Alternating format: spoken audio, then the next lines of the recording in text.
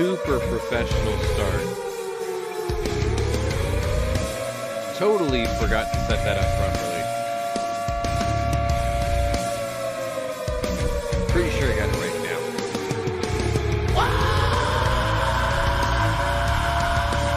Forgot to give you this.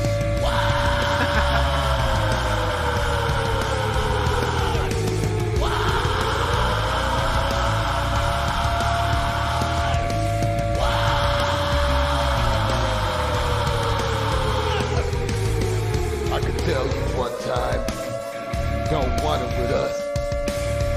I can tell you one time, that we'll fuck you up.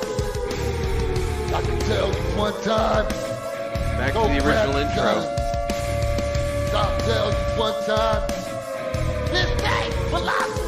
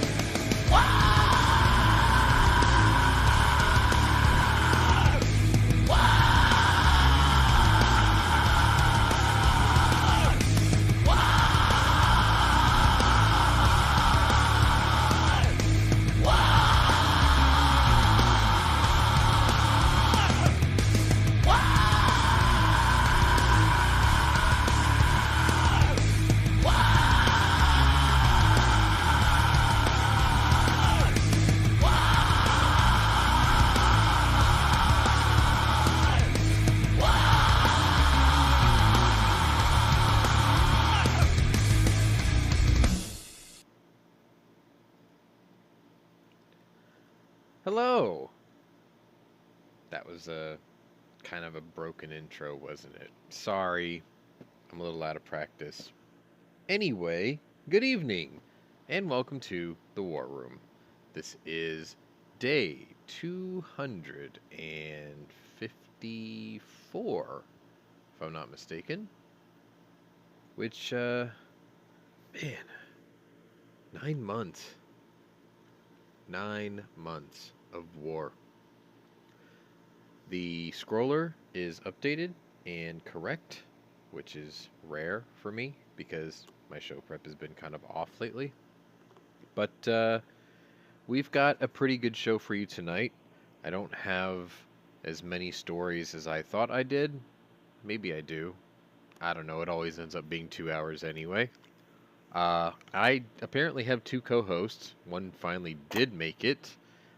He had the Rona, or has the Rona, for like the second or third time. So I suspect he'll be dead by morning. But he made it for tonight's show. So anyway, let me go ahead and drag my hosts in. Or before I do that, maybe I should go ahead and just give you the synopsis. So, what do we have? We have an on-again, off-again, on-again world grain export deal with Russia and the Ukraine moving grain to Turkey. Off, on, off. On, off. Whatever. A Ukrainian boxer who dropped everything he was doing to go defend his country made sort of a triumphant return to the ring and won.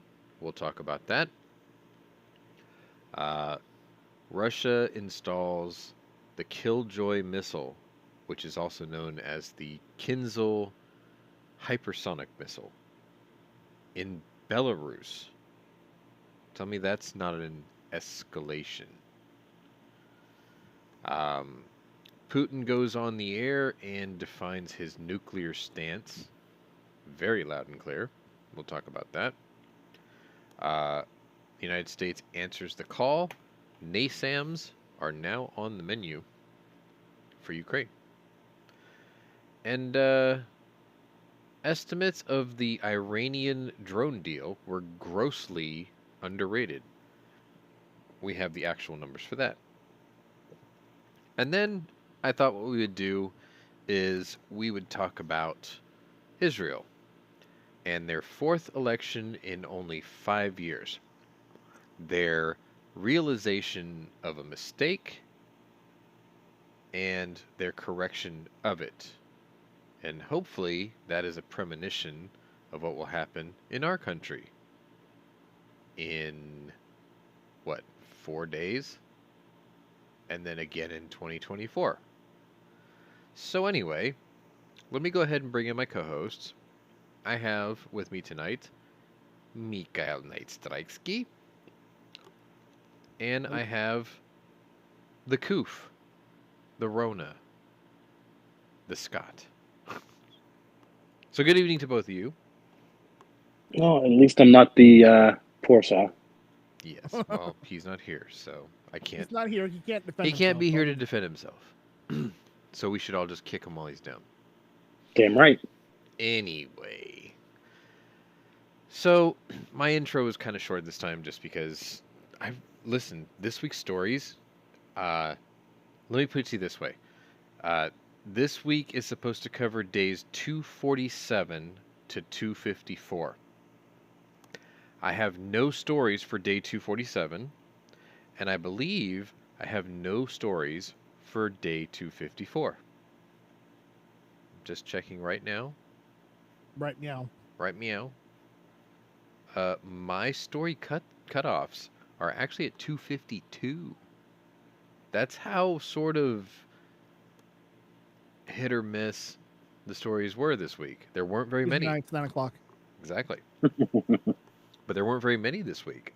Now, as you very rightly pointed out, the stories that are out there are incredibly important or poignant or factually dangerous, I guess. So we'll go over that. But I guess let's just go ahead and get into it. I keep saying I'd like to get these with, somewhere within an hour. And You might tonight. we might tonight, actually. I don't know. The last thing that I want to cover, that might actually do it. Jaime's telling me he's in the green room, so let me go ahead and drag in him too. So now that we've got the foursome, cool. Which one of you is D'Artagnan? Anyway. That would be Jaime. I just thought we would go in as the 4 Ninja Turtles. Jaime is the youngest. That makes him Michelangelo. No, there's only one Mikey. Oh, come on, man. No. You went there. Well, yeah, there. you do look like you hit the pizza. Hey, just because I like pizza doesn't mean that's a bad thing. I will hand over Leonardo to Jaime then, and I will hand over Raphael to Scott, and you could be Michelangelo, and I will just simply be Donatello. Cool. All right, so the Ninja Turtles you play with a giant stick? We're all here. Yes, I speak softly and I carry a giant stick. Apparently, he's out in the barn. He's in the barn. So, good evening to all of you in the chat. California needs better internet. He's in the barn. I do see you all out in the chat. The bearded guy, M. Gabriel, and Bjorn, and Shady Hill. Bjorn. Yep. Bjorn. Yep. So he's going to... Actually, he had an opportunity to be... He could jump in if he wants. You could have been Mads Mikkelsen for Halloween. You could have played any number of characters, but Hannibal Lecter would have been the best one. Because then you could have used Caroline DeVernus as a meat sock any way you want, and she'd thank you for it. I tell you, that was hot. Anyway, Amazon, you need to pick up the Hannibal TV series because apparently NBC has no testicular fortitude or stomach to handle it, despite the fact that it was the highest rated show in history, and they dropped it anyway because woke people were like, ew, that's too gross. Which one? Hannibal. Well, HBO canceled Westworld. Really? Yep. Why? No idea. No season 5. No season 5. I have to admit, I only watched the first season. I think part of the second season. I liked it. I just never finished it. I'm still waiting for the second season of Taboo with Matt, or not Matt, with Tom Hardy. I'm still waiting on Peacemaker season 2. Yep. All right, so I guess since we have a short show technically tonight, Did you get the stuff I posted in the chat before? I'm the chat? leaving that up to you. Oh, I gotta go over all those. Well, listen, there's probably some overlay. So what I'll do is I'll just shotgun all my stuff out there, and then if there's anything that I missed that was on your list, then stick them in there. But I'm sure there's going to be a lot of them that I'm probably going to cover that you're going to go, oh yeah, I got that one, cross that off the list. Yeah. So, oh, finally, somebody else who's seen Taboo. Thank God. Jesus. Like, for those of you who don't know, that is a great show. It's, I don't know, it's dark arts meets turn of the century meets, it's just weird. Meets steampunk. Wincest is in there too, actually, because Tom Hardy bangs his stepsister or something. I don't know. He wears her like a meat sock too. It's kind of hot. Anyway, other TV series that are really now good. We got demonetized if we were. Wow. Other TV series that are notable that is definitely worth your time. For those of you who don't know, Sky TV in the UK, they did a series for Das Boot. It's a sequel from the original 1981 movie. It takes place roughly a year after the events of the movie, and a lot of the story in their first 3 seasons of Das Boot are covered from the remnants of the book that the first movie didn't cover. And for those of you who didn't know, there was a sequel to the book called Die Festung, and that's where most of this story comes in.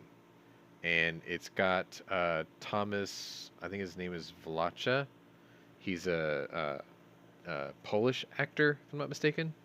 Polish or Austrian actor. You probably know him as the faceless man in Game of Thrones. Anyway, he plays one of the main characters in that series. It's really, really good. Holy crap. If you haven't seen it, Das Boot series. 3 seasons are out. 4th season, I think, is being filmed right now. And I think it's the last season for the series. But it's super, super good. Anyway. Let's see. Anything notable happened to you guys this week? To you or for you? Not particularly. Okay, so I get a week vacation. Mandatory. Mandatory, yeah. Mandatory unpaid. Are we allowed to have him on the chat? Somebody might get COVID. Well, it's not an electronically transmitted virus, thankfully. How do you get Sky TV, or is it on another streaming service? It's on other services. You might be able to get it off Roku or something. It's in English. It is in English. Yes. But what I can tell you is, well, okay, if you want to know how awesome it is, Ray Stevenson is in the 3rd season, and he plays the most pissed off, vengeful British destroyer commander you'll ever see. Ever. Like, if you thought what was it, Greyhound with Tom Hanks was pretty epic, you need to see what Ray Stevenson does to Nazi U-boats. Fucker is evil. It's like, oh my God, stop shooting them, Captain. They already surrendered. Not in my book. Yeah, he's a badass. Ray Stevenson was the actor who played the Punisher in War Journal. The only other guy that was as vengeful as that guy was like, I think it was Churchill's 8th cousin or something down the line. Mm-hmm. John Churchill, who basically brought a broadsword to Normandy. Is that the guy who walked? You're talking about the guy who came in with bagpipes too. Yes. Yeah. That was a crazy motherfucker. He like to D-Day, he brought a freaking broadsword and went around cutting Germans' heads off. The bearded guy never heard of Ray Stevenson. Ooh. Jesus. Okay. Punisher War Journal. Kill the Irishman. He was in Thor. I forgot what his character was in Thor, but he's one of Thor's friends out of the 4 like Norse gods that serve under him. It's one of his friends. He's one of those guys. If you see his face, you'll probably recognize him almost immediately. Be like, "Oh, that guy." But anyway, yeah, total badass. The Punisher Warzone Frank Castle. Yes, which honestly, I have to admit, it was one of the most poorly edited movies in the Punisher series, but I still think he had the No. best look for the Punisher. No, that was the Dolph Lundgren one, and that still ended up being a good movie. Eh. What was that guy? He played Jigsaw in that one. I don't know. I don't watch those movies. You never seen War Journal? I don't Really? think I have, no. Jesus. I don't watch every movie ever. You know this. Then how? Okay, that's your homework assignment, because that way we can have the actual proper debate on who we think is the best Punisher, because everyone keeps saying Thomas Jane, and I disagree. No. See, everybody agrees with me. No. I'm the one who says Dolph Lundgren because, I liked that one the most. That's just gritty, dirty, sweaty, greasy. Bad accent, too. That was the 80s. Bad accent. So, yeah. I don't know. If his nose wasn't getting broken all the time, I'd probably say freaking John Bernthal's isn't too bad. Nick Cage as Punisher. Ugh. No. Ugh. No. What? The No. finest of apes. He just like carpet bombed the room and walked out, and everyone's like going, "Did you do that?" Gross. I swear I smell shit. Yeah. Anyway. I knew apes flung it. I just didn't know they flung it from over there. Dang. Diesel life update, I guess, because I didn't have much of a week either. $100 to fill a tank. I drove it a week and 1 day. So today is a week and 1 day. And I've only burned a quarter tank of gas. So hopefully, if that maintains itself, then I should only have to fill the tank once a month, which would make me only have to spend $25 a week to drive it, which is not bad, because the T-Bird cost me $65 a week to drive. So diesel life not bad? I don't know. I drove the T-Bird the other day to the grocery store, and the only thing I can remember was the steering wheel felt thin in my hands, which was weird because it was thicker than the one in the Fiat. The brakes feel very inadequate because it's a heavy car. And I felt like I was driving with my balls dragging on the street because of how low it sits to the ground. Because I got to a red light and I was looking up at the back bumper of a Toyota Camry. And I'm like, what the fuck? And my dumbass is going to lower the car another 3/4 of an inch. I'm just like, I'm really going to be dragging my balls on the street when I drive it now. Question is, how is it? It's okay. It only gets 14 miles to a gallon on a good day. But it's still a nice place to sit. And it drives nice. It's just, What? You're kidding. Apparently I'm going viral. My show's listed as an important notification. Well, thank you. Or thank YouTube for putting it up there, because I'm sure I'm going to end up with the same fate as one Desert Deagleton. You're gonna pwned. One of these days, YouTube's just going to be like, we've reviewed your channel and determined that you have had multiple gross violations of our terms of service, despite the fact that we never defined what violation you violated. It's a 2003. It's one of those retro ones. Anyway. Oh, you mean it's the one where they have the rounded edges and whatnot? Yeah, yeah. It's when I first got it, They I were trying thought, to go for the retro look, and they just made it look weird. well, I thought the front looked okay, but I thought it needed more pronounced headlights, like eyebrows kind of a thing, like the original. And then when I looked at the back of it, I thought, okay, the back looks okay, but it needs fins. And California Customs actually has a fin body kit for it, but I don't like the way it looks. So I was just like, so not doing that, not doing the side skirts. It's fine the way it is. I'll just drive it. And it has, strangely enough, 36,000 less miles than my quote new truck. Anyway, uh, yeah. So I like the truck, like diesel life and driving it because it's much higher. It's taller and it's easy to drive. You can steer it with one finger, despite the fact that it has 35-inch tires, which is nice. And yeah, quarter tank of gas, and I drove 160 miles. So kind of cool. Like, I hope I can get a quarter tank every week. That'd be great. I don't know, like for between three-quarter to half goes really fast, and between half to a quarter goes even faster, and then between a quarter to empty takes forever. So it's like, you don't know how that works. Anyway, all I know is it's $100 to fill it, and that hurts. And in what, 19 days, I won't be able to drive it anyway because we'll be out of diesel because our country's being led by a fucking moron. So when there's no diesel left, it won't matter. I'll have to pull a Fast and Furry and go steal a 500-gallon transfer tank that I see out in a construction site outside of my neighborhood. It's just sitting in a field. Wait, with wait, wait, nothing wait. No, around no, it. no, no. See, if you're going to go and pull a Fast and Furry, then you're going to get a bunch of dogs and release the hounds. Well, that's what I'm going to do is I'm going to release all my Yorkies and in the scramble steal the transfer tank.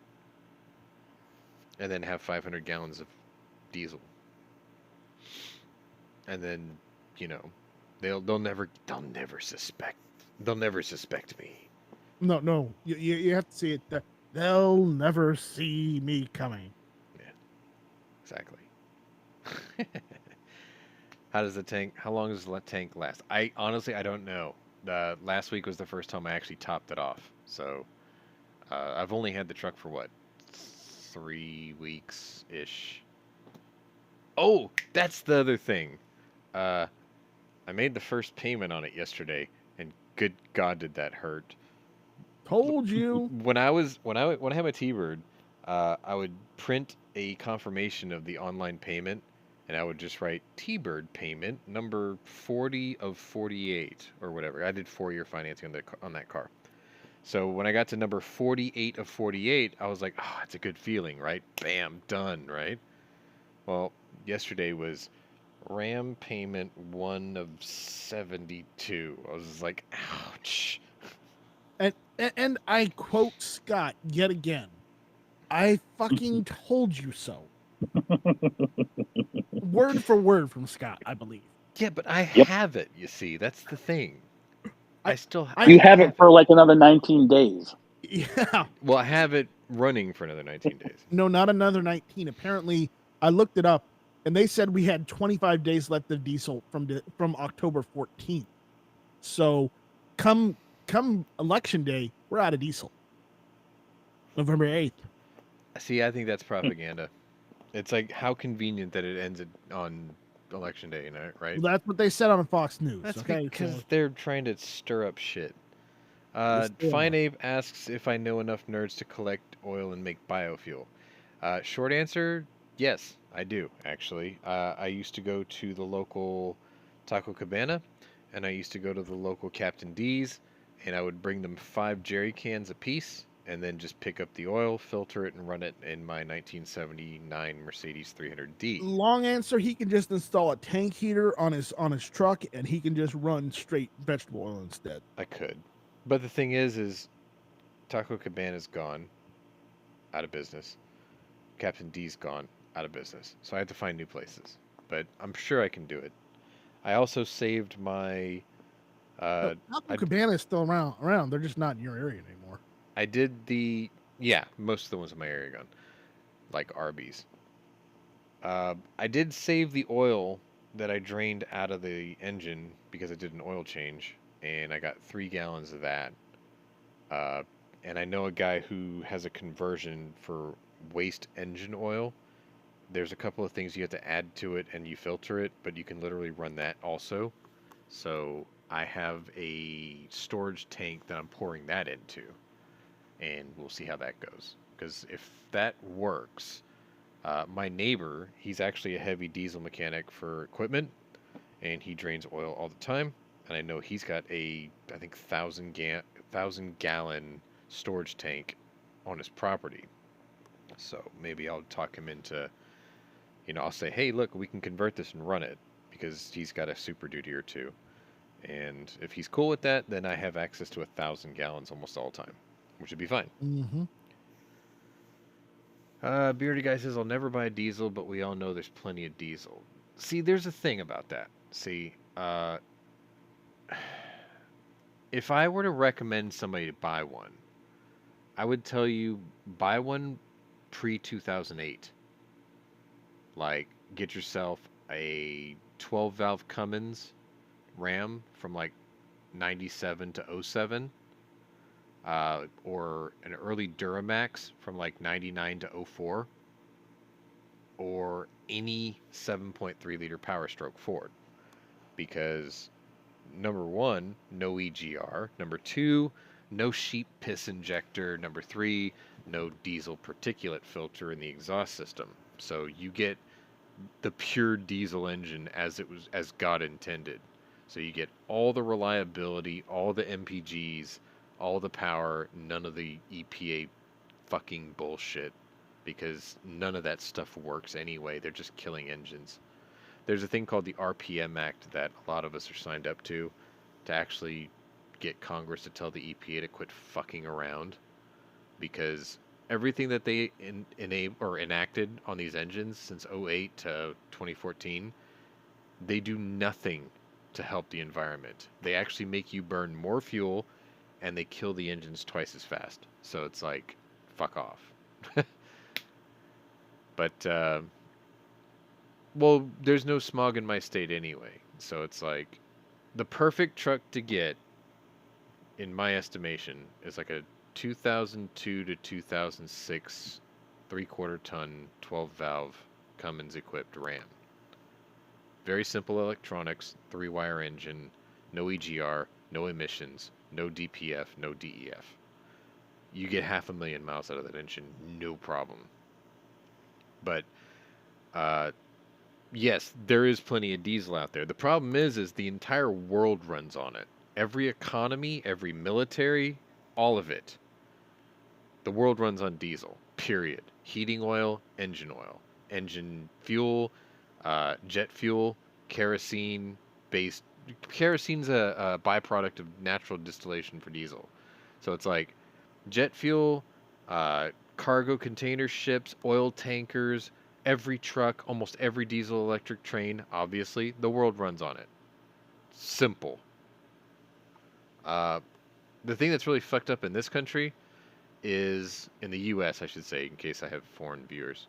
The thing that's fucked up in the United States is refineries deliberately do what's called a 1/3, 2/3 when it comes to refining oil. 2/3 of it is made in the production of gasoline, 1/3 of it is made in the production of diesel. And because they have to do this ultra high sulfur thing, kerosene is no longer produced as a byproduct, which is why kerosene is $6.50 a gallon, because Otherwise, it's all it's used now. synthetically created now.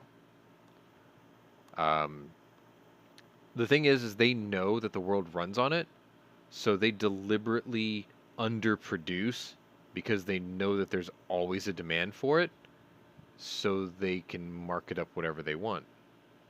And they figure, well, we can just profit by volume on gasoline because most cars run on it, right?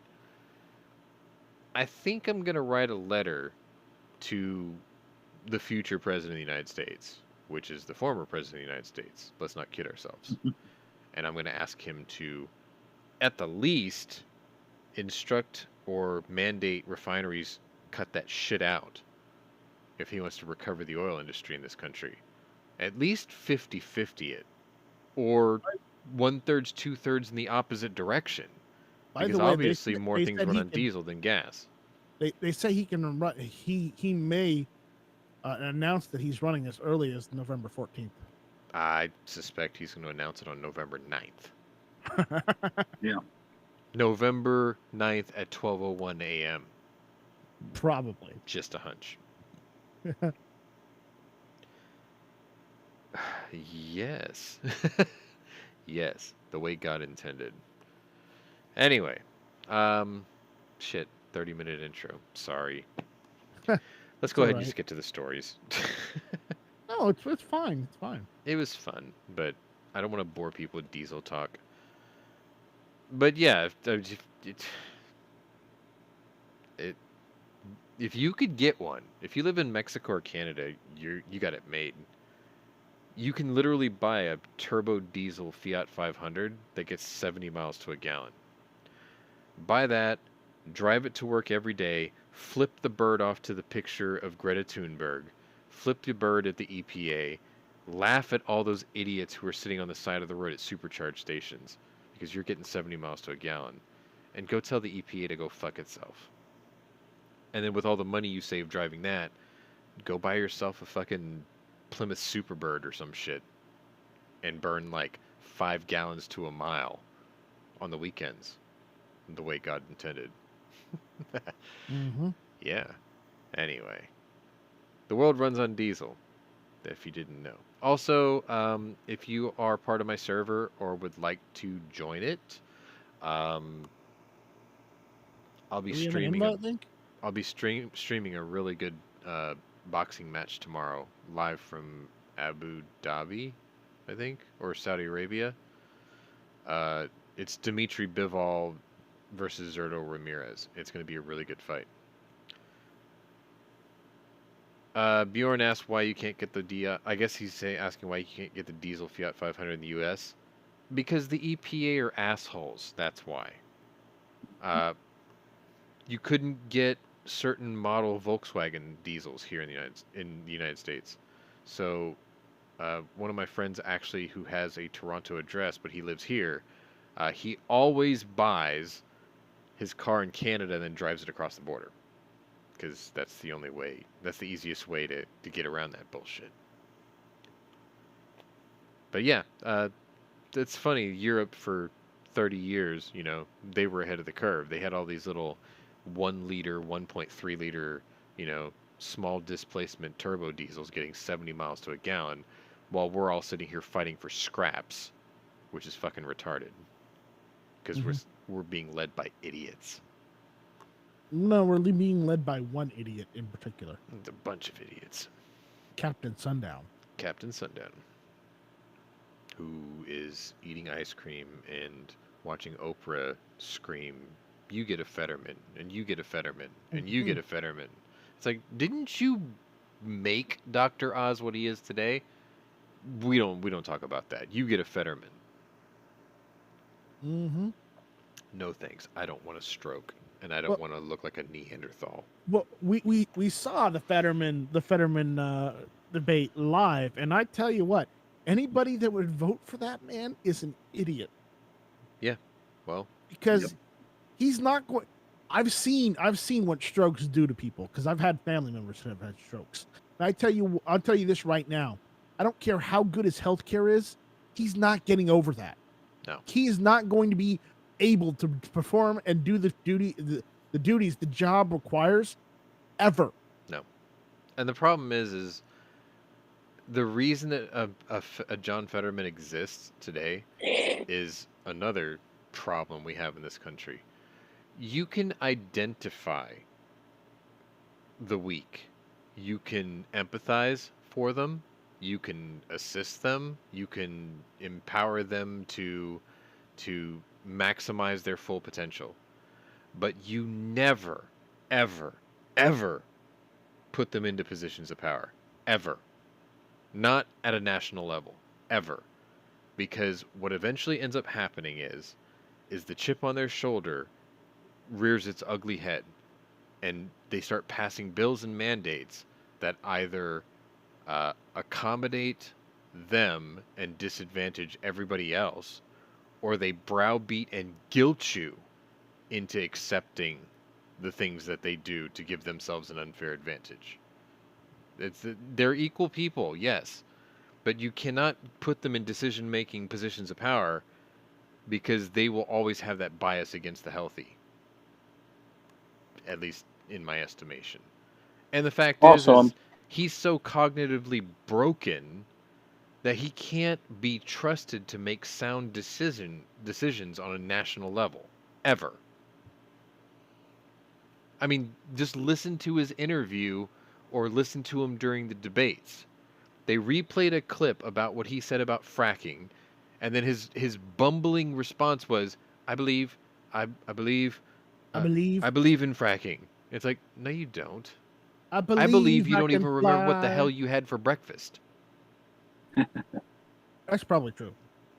oh, also, I'm pretty sure strokes don't cause like giant fluid buildup on the side of your neck, the size of a fucking grapefruit. That's He's a probably fat also roll. cancer. That's a fat roll. No. That is a fat roll. That is a direct byproduct of atrophy. He's not as active as he used to be. He's just packing on weight. I know what you're talking about, though. That big No, lump that's behind his fluid head. buildup. That's just a big fatty lump on his head. Like he's turning into Quasimodo or something. I'll tell you what right now. I'm not a fan of Dr. Oz, but he looked better in the suit than Fetterman did. Yeah. Just saying. I mean, the thing is that race, it's a byproduct of nobody stepping forward and offering something better. I know. So, if you have to choose between shit sandwich and diarrhea shake, well then you better pick one or the other. Just at least pick the one who can form coherent sentences. Which I guess is shit sandwich. Because diarrhea shake is just one sticky, stank-ass mess. That is a giant mosquito bite.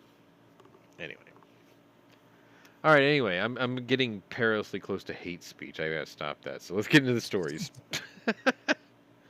So the first story I have for you actually is about the off-again, on-again, off-again grain deal. And trust me, that thing that we're going to go over tonight, we'll save it to the end. Ships? Did they let the ships out of the Black Sea? At first, yes, but then they said we're out. So the way the story goes is Russia announced that it is withdrawing from the UN-facilitated Black Sea grain export agreement after an attack on its naval bases in Sevastopol. This was Saturday's news. Black Sea grain, we've seen reports from the Russian Federation regarding the suspension of their participation in the Black Sea Grain Initiative following an attack on the Russian Black Sea Fleet.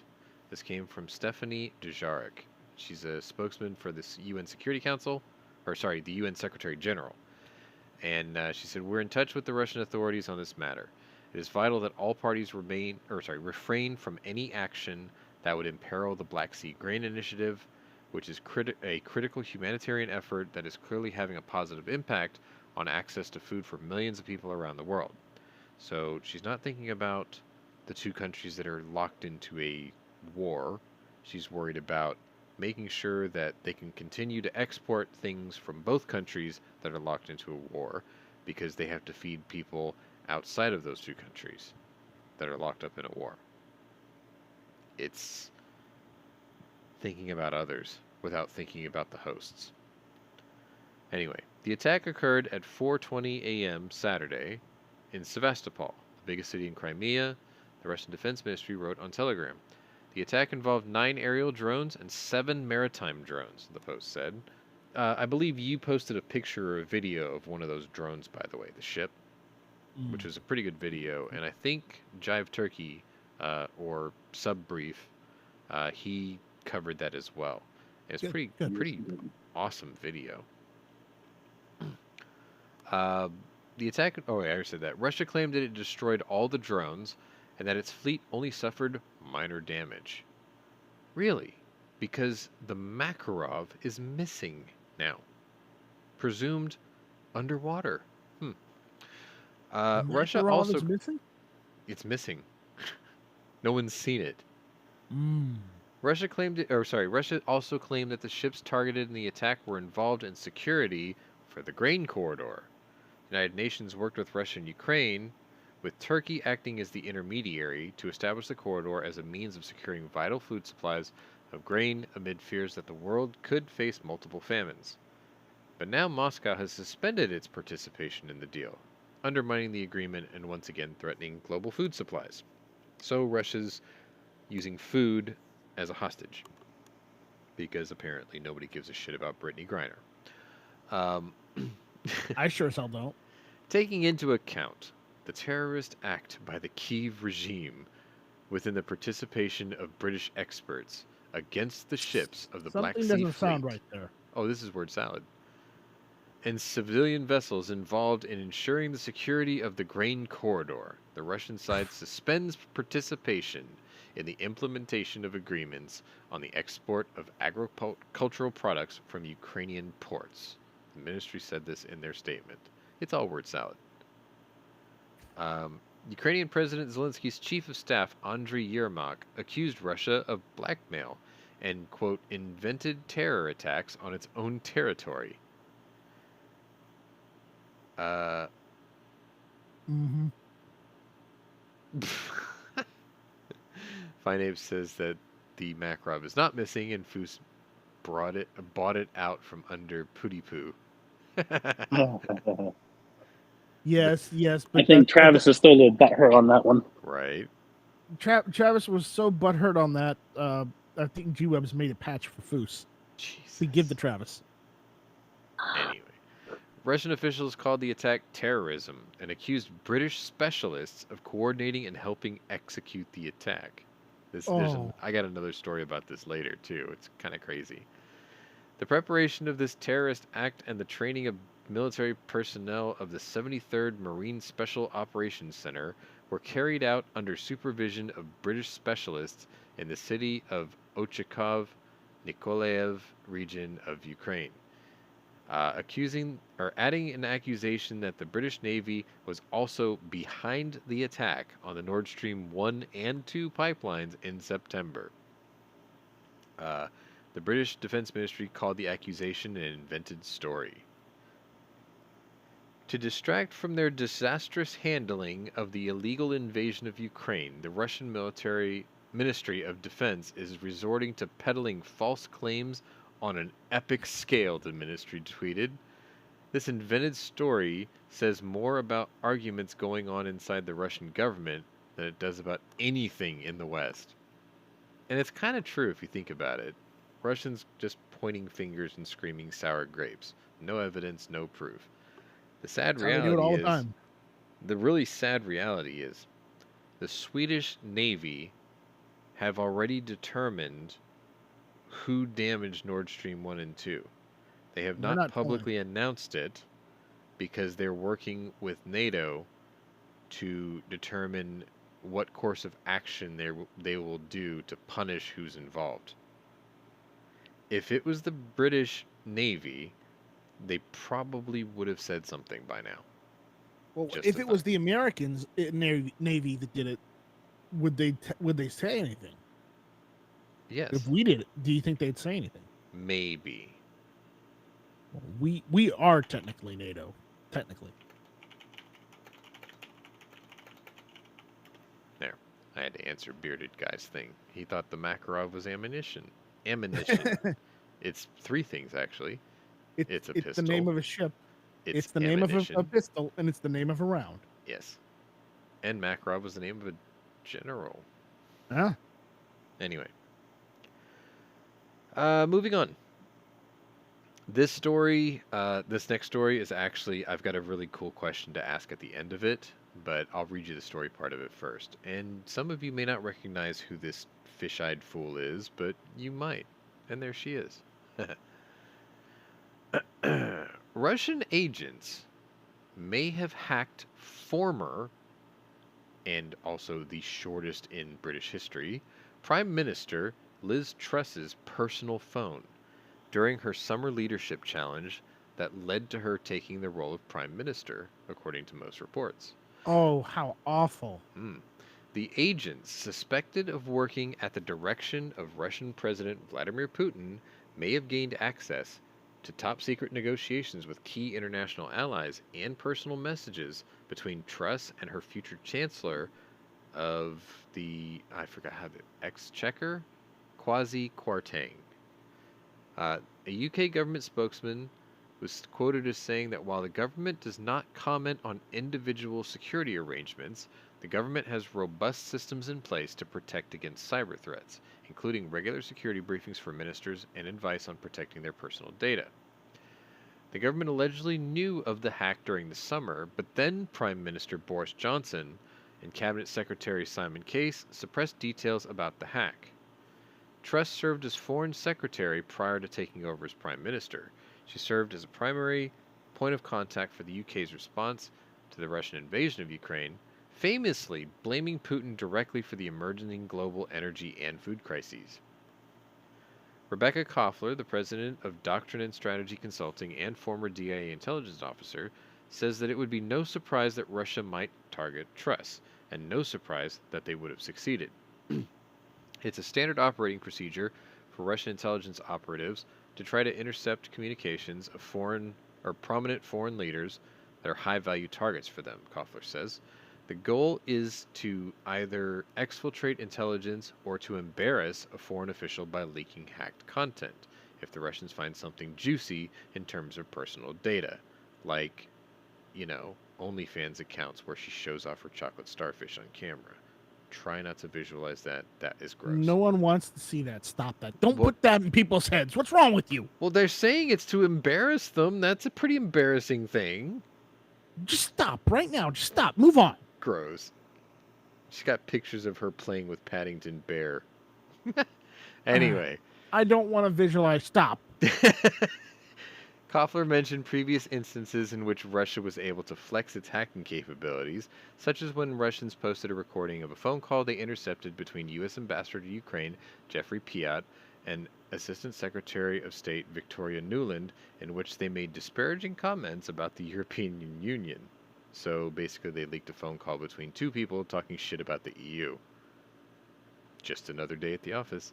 Anyway, She also claimed that Russians freely read President Barack Obama's unclassified emails. Really? Is there anything good in them? No, why would you? They're unclassified. Wow. Anyway, if you're a prominent official or business leader, your phone contains so much data, emails, pictures, voicemails, that can be of value to hostile intelligence services, Koffler explains. The Russians are highly skilled at hacking and are always on the hunt for valuable secrets or what they call kompromat, or compromising situations. Cyber hacking, an enormous threat for government and business leaders, especially when they travel outside of their home country. One such message to Kwarteng included criticism of Johnson, which the government worried could turn into some sort of blackmail. Other messages may have included details about arms shipments to Ukraine. A source with knowledge of the alleged incident told the Mail that the initial revelation caused absolute pandemonium. It is not a great look for intelligence services if the Foreign Secretary's phone could be so easily plundered for embarrassing personal messages by agents presumed to be working for Putin's Russia. As much as a year's worth of messages may have been downloaded from Truss's phone. She may have also been so worried about the breach that she was unable to sleep during the time and feared that the new hack would undermine her campaign for the party leader. The U.S. State Department and the Department of Defense deferred comment. Neither responded. So that's the question. They hacked her phone. They took about a year's worth of material off of it. That included texts, pictures, chocolate starfish, whatever, emails, what have you, right? And she was talking shit about her former boss, Boris Johnson. And this all became public recently. So the question is that the real reason she resigned? Like, was she forced to resign before more information about what they actually hacked from her gets leaked out into the public sphere. Like, she got out before they would, show more. The bearded guy is heading to bed. Good night, sir. Good night. That's a question worth asking, though. Now, supposedly she resigned because she pulled a George H.W. Bush. She said Herbert Walker. she said that she wasn't going to raise taxes. And he did it anyways. And she said after she took office that she may have to. Which obviously the public didn't like. So she resigned. On record. Off the record, I think she was blackmailed to resign because they had dirt on her. Just a thought. Moving on. Where is that picture? Here it is. Some of you may know who this is, some of you may not. Don't worry, I'll explain it to you. This is Sunday's news, October 30th, day 249, which actually, truth be told, it happened on Saturday night. By the time the writers got the stories out, it fell over to 2 in the morning Sunday, which is why it's in the Sunday news. Ukrainian boxer Vasily Lomachenko won Saturday night via unanimous decision. This is a little bit of a sports segment. In a contest over previously unbeaten Jermaine Ortiz. Lomachenko, who is 17-2, three-time lightweight champion, hopes the victory will push him closer to another shot at the title. He says, "Do you know what motivated me? 4 belts." With a swollen eye and a smile, he added, "Look, I'm ready. I'm ready for any option." For the fight, Lomachenko wore trunks that had military camouflage with Ukraine's blue and yellow flag along the belt. After a slow start, the two-time Olympic gold medalist slowly overcame Ortiz's 3.5-inch reach advantage. Judges scored the contest 117-111, 116-112, and 115-113 for the Ukrainian. With the win, Lomachenko is hoping for a shot at Devin Haney, the undisputed lightweight champion. For those of you who don't know anything about boxing, the scores in most of the sanctioning bodies is what's done on what's called a 10-point must system. Basically, when you judge a round, you check for activity, ring control, dominance, accuracy, punch count, busy work, right? If you have a fighter who does it better than the opponent, then you give 10 points to one guy, you give 9 points to the other. If a guy gets knocked down, he loses a point. So if one guy did really good and he knocked down the other guy, then it comes down to a 10-8 round. But you have the situation where sometimes you get a flash knockdown. So you get a guy who knocks somebody down, but then that guy gets up and dominates the round, you end up with a 9-9 round. So there's different ways you can play with the scores here. So at the end of a 12-round fight, if you run the table, you should have 120 to 108 as a wipeout score. That kind of thing. Anyway, just so you know. Because we're going to be streaming tomorrow, in case you want to come and watch with us. Anyway, the fight was the Ukrainian's first since he chose to put his boxing career on hold to fight against Russian forces who invaded his home country in February. Following the victory, he intends to head back to Ukraine to continue helping his home country. He will also help relocate his family back to an area of Ukraine they believe is now secure.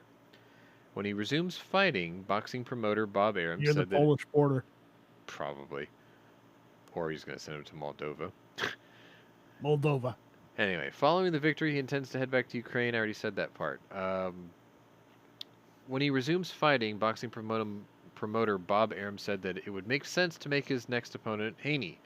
The fight to make in the lightweight division is Haney versus Lomachenko. We will do everything we can to make the undisputed championship showdown that all fight fans want to see, Arum says. They are the world's premier lightweights, and it would be a fantastic battle, and it would also make a shit ton of money for the pay-per-view. Haney, who was sitting ringside watching the event, said that he didn't think Lomachenko's performance was his best, but he would still be open to fighting him. I think it wasn't his best performance, but if I know me and Lomoda were fight, we would see a better version on that night. He also joined him in the ring, telling the victor, congratulations, and hopefully we can get it on. Devin Haney is the domestic, undisputed lightweight champion from America. So that is a fight that most people like me who watch this want to see because these two are the best in their weight class. Lomachenko lost to a guy from New York, Teofimo Lopez, and I think it was just because Lopez looked busier that he got the unanimous decision or the split decision victory and took all of Lomachenko's belts away. So that was also his opportunity to go fight in Ukraine because he was like, oh, I don't have any belts. I don't have to defend titles right now. Let me go do something more useful. What's really funny is Lopez immediately lost those titles in the next fight against an Australian. And then the Australian lost the belts to Devin Haney. They all just got passed around. Anyway, I know that a lot of you aren't into boxing or don't know about it, but if you come hang out with us and start asking me questions, I will be right back. I will share you my 43 years of boxing knowledge. I will show you the top 50 knockouts in boxing history. I will tell you about the church of Mike Tyson, like all of it, before Mike Tyson missed threes. Anyway, moving on. We're going to go on to Monday, Halloween, October 31st, also known as Day 250. And I got this little map for you here, which took me a while to find, but there you go. Ukrainian officials said on Monday that Russian strikes hit Ukraine's critical infrastructure in Kyiv, Kharkiv, and other cities. The strikes appeared to be the retaliation for what Moscow alleged was Ukraine's attack over the weekend on Russia's Black Sea Fleet. Loud explosions were heard across the Ukrainian capital of Kyiv early Monday morning. Some residents received text messages from emergency services about the threat of a missile attack. Air raid sirens were heard for 3 straight hours. Large areas of Kyiv's power and water supplies were cut off because of the strikes. Mayor Vitaly Klitschko says. He also said that local officials were working to restore damaged energy facilities and that supplies powers to 350,000 apartments. Now, I have a little insight on this. There were, I think it was 55 missiles fired at Kyiv. 47 or 48 of them were shot out of the sky. Out of the remaining 8, 1 got through. The one that got through knocked out the water for 85% of the capital. One missile crippled the entire capital's water supply. That is a surgical strike. That was not a we randomly shot shit. They definitely hit what they were aiming at for that one. They knew what it was going to do to that city. Anyway, 2 strikes hit critical infrastructure facilities in Kharkiv, according to officials. The subway in the area stopped operating. Officials also warned about strikes in the city of Zaporizhia, leading to power outages there. Critical infrastructure was also hit in Cherkasy region, located southeast of Kyiv. Explosions were reported in other regions of Ukraine as well. I've got the map right there. Pretty much all those explosive little icons. That happened all on Halloween. In central Ukraine, an energy facility in the Kirovorod region was struck, according to authorities. A missile in Vinnytsia was shot down, landed on civilian buildings, leading to damage but no reported casualties. This came from the regional governor, Sergei Borzov. Parts of Ukrainian railways were also cut off from power, according to the Ukrainian Railways. That's the actual group called Ukrainian Railways also. The strikes were launched 2 days after Russia claimed that the Ukrainian drone attacks targeted Russia's Black Sea Fleet off the coast of the annexed Crimean Peninsula. Ukraine has denied responsibility for the attack, claiming instead that Russia mishandled its own weapons. Still, Moscow announced halting its participation in a UN-brokered deal that would allow the safe passage of ships carrying grain from Ukraine. Little overlap there. In response to Russia's strikes, the head of Ukraine's presidential office, Andriy Yermak, said that Russian forces continue to fight with civilian facilities. We will persevere, and generations of Russians will pay a high price for their disgrace, Yermak says.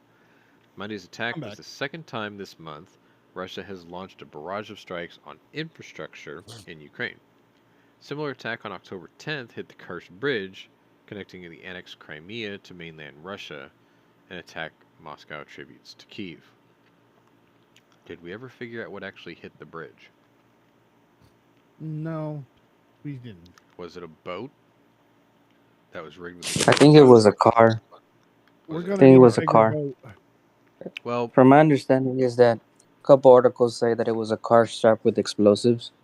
see, the thing though is, if you take a firework, right, and you put it in your hand, and you light it, and you leave your No, hand open, flat open. No, you don't do that. Just listen.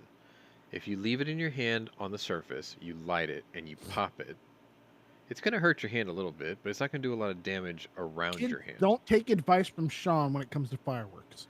If you take the same firework and put it in your hand and close your fist and light it, you're going to do a lot more damage to yourself, right? If you put a car on the surface of a bridge and blow it, you're going to damage the surface of the bridge, sure. If you look at the level of damage that happened to that bridge, though, where an entire section collapsed down into the water, that indicates to me that something blew up under it to flip the thing up and then crash back down. Or it could be the explosives that were put onto it. I would have thought it was a missile strike. See, and all those theories are valid to make because every one of those scenarios can do some part of that damage. There's plenty of video footage from Iraq when we were blowing up bridges there with airstrikes. Mm-hmm. Yeah. And it looked very similar. Right, but there's this one view where you can see embers blown from under and upward as if it came from underneath. Well, you see that barge, too. Yes, exactly. So, I'm not discounting any theory here because until they officially say what caused it, all three of us are right. Or all three of us are wrong. Well, what country said that they know who did it, but they won't say nothing? That's for the Nord Stream thing. That's Nord Stream. That's for a pipeline. Because if then the barge wouldn't have done as much directional damage to the train bridge next to it. Well, they're both attached. You know, it would. Yeah, but it would have blown directly up. You know what I'm saying? It's sort of. So, like, if you look at the way it was damaged, right? It almost looked like someone took a bite out of the side of it, right? So if they detonated it before it was completely under the bridge, one could simply say, well, it blew on that side of the bridge because that's where the majority of the damage is. I don't know. I mean, maybe we'll find out eventually. It'll be fascinating to hear because I'm sure they have forensics people figuring it out or trying to at least. Either way, it's a fascinating I'm thing. sure they know at this point, just saying. Yeah, that's possible. Like the Swedish about the Nord Stream. Like, maybe they know who did it, and they just don't know how to reveal it, or they don't want to give away that they how know. they did it because they may do it again. Possibly, or they just don't want people to know that they know who did it, because that might spook them back into the shadows. Whereas if you know who did it, you can tip off the ally that you're trying to protect of that attack and go, okay, this is what you need to be looking for because it's about to happen again. Just be on the lookout for suspiciously flat boats or something, you know. Or, I don't know, you might want to weigh that truck at the checkpoint, that kind of thing. Or that thing doesn't smell like cow manure for a reason. Fertilizer bomb, whatever. All right, next story. Next story has two pictures. So I had to kind of figure out when I'm going to show you both. But I'm going to start with the UK Defense Ministry press release on November 1st, Tuesday, day 251. And this is something I used to lean on pretty heavily, but I kind of backed away from it for a while because I didn't want to come off like a one-trick pony. But this was a pretty good story, so I thought it's But worth we sharing. are one-trick ponies. Not really, not when it comes to sources. Oh, Anyway, Western defense officials said on Tuesday warned that Russia had almost certainly deployed at least 2 MiG-31K Foxhound jets and an AS-24 Killjoy ballistic missile in Belarus. Russia has occasionally launched these weapons during the Ukraine war, but the stocks of those are very limited.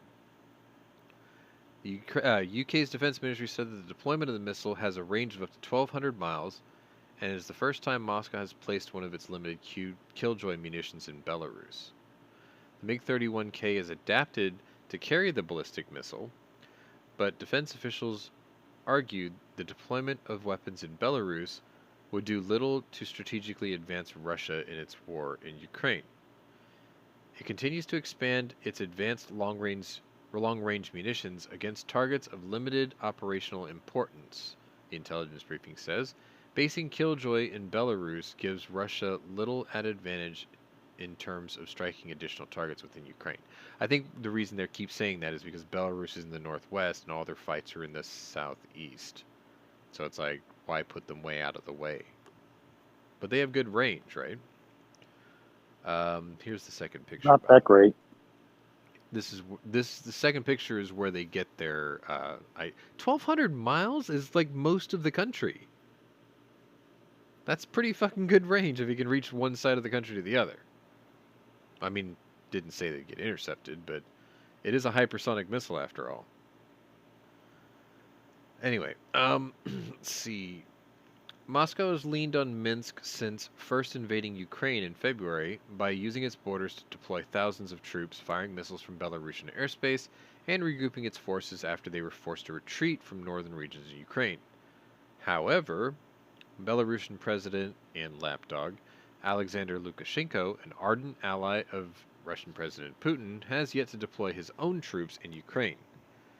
Western defense officials have been monitoring Lukashenko's military plans for months as he has stationed troops alongside Russian forces on the shared Ukraine-Belarus border. However, Kyiv has reportedly said it does not believe Minsk will fully enter the war alongside Moscow by launching invading troops. Ukrainian officials, including President Zelensky, have repeatedly asked Western allies for better air defense systems and warplanes as Russia increasingly relies on air-based attacks. Ukraine's Operational Command South said Tuesday that Russian forces had struck settlements along the front lines of Mykolaiv and Kherson, where intense fighting continues. The enemy is conducting aerial reconnaissance, including with the use of combat drones that return to base. The command said, according to Ukrainian news outlet Pravda. When Lancet drones are used for reconnaissance missions, they also drop explosives on their target. Ukraine has kept operational updates from the southern regions to a minimum in recent months, and strategic progress remains ambiguous. According to the Southern Command on Tuesday, Ukrainian air defenses shot down 2 Russian attack helicopters in Kherson and used high-precision strikes on a cluster of Russian forces in Mykolaiv. Now, if I'm not mistaken, we're calling them Killjoys, but their official name is Kinzhal. It's that hypersonic missile of theirs. It's not even a hypersonic missile. It goes 5 times the speed of sound. It's a hypersonic missile. Yes, but it's not what we would consider a hypersonic missile.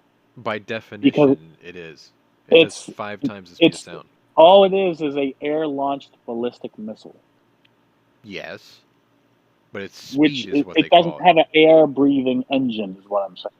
That's what we, the U.S., considers a hypersonic missile. That's a scramjet. Yeah.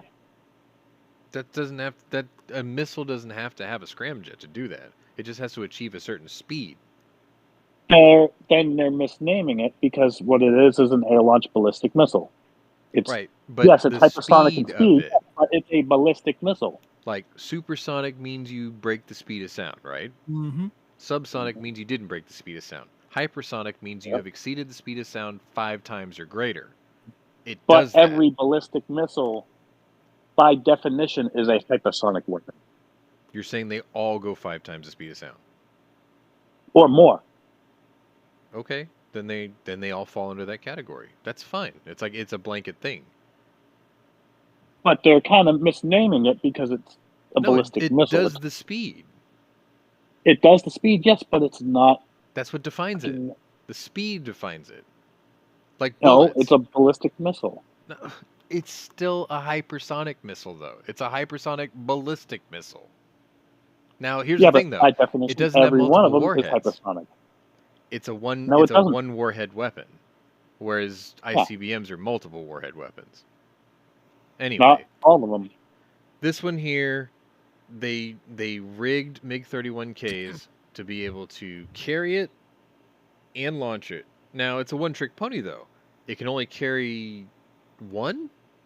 I think the MiG-31 can only carry one. They have another aircraft that can carry 2. One on each wing. I think it's I think that's a backfire. Is that real slick white bomber that they've got? No. I don't think that one can carry anything under a wing. No, the one that looks like a B-1, I don't think that one can carry anything under the wing. I think that's the one I was thinking of. No, I think it's the 122 backfire. It's the same thing. It's a swing wing design. But I think that one actually can carry shit on the wings. Or TU. I don't think I'm going to be able to find it fast enough.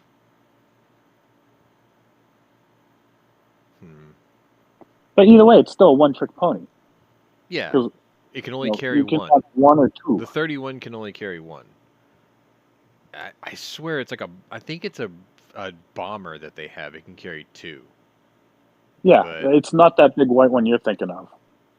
It's a legacy aircraft from the Soviets. It looks surprisingly like the B-1 now, doesn't it? Yes. The MiG-31 is a Soviet aircraft. I'm looking right at it, but it doesn't say what the name of it is. Yeah, it's got a big one vertical rudder in the back. Yeah. It's real good looking. Oh, TU-160. Yeah, TU-160. That's what it is. Yeah, that's a good looking jet. Man, that's good looking. Anyway. Yeah, Fine Ape said the same thing you did. The one that looks like our B-1 Lancer, it's called Backfire. That sound right? Yeah. Yeah. It's good looking. It's like... Nah, it's just good looking. Anyway, moving on. Also Soviet. Also Soviet. Yeah. Here we go. All right. Russia on Tuesday expanded its evacuation orders. I think this is a story that you covered for me, Mike. In the southern Kherson region, over unsupported claims that Ukraine is gearing up to use prohibited methods of war. Moscow installed officials ordered Ukrainians to leave the eastern bank of the Dnieper River in a move that Kyiv has condemned as an attempt to forcibly deport its citizens to Russia.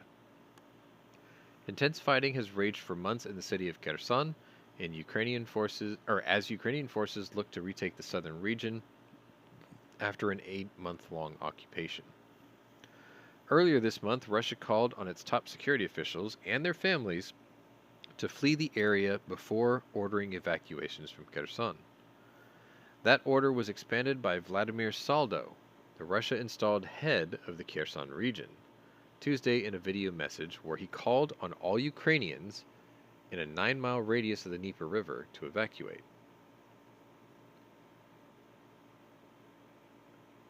Ooh, that is... I'll read that in a second. That's kind of cool, actually.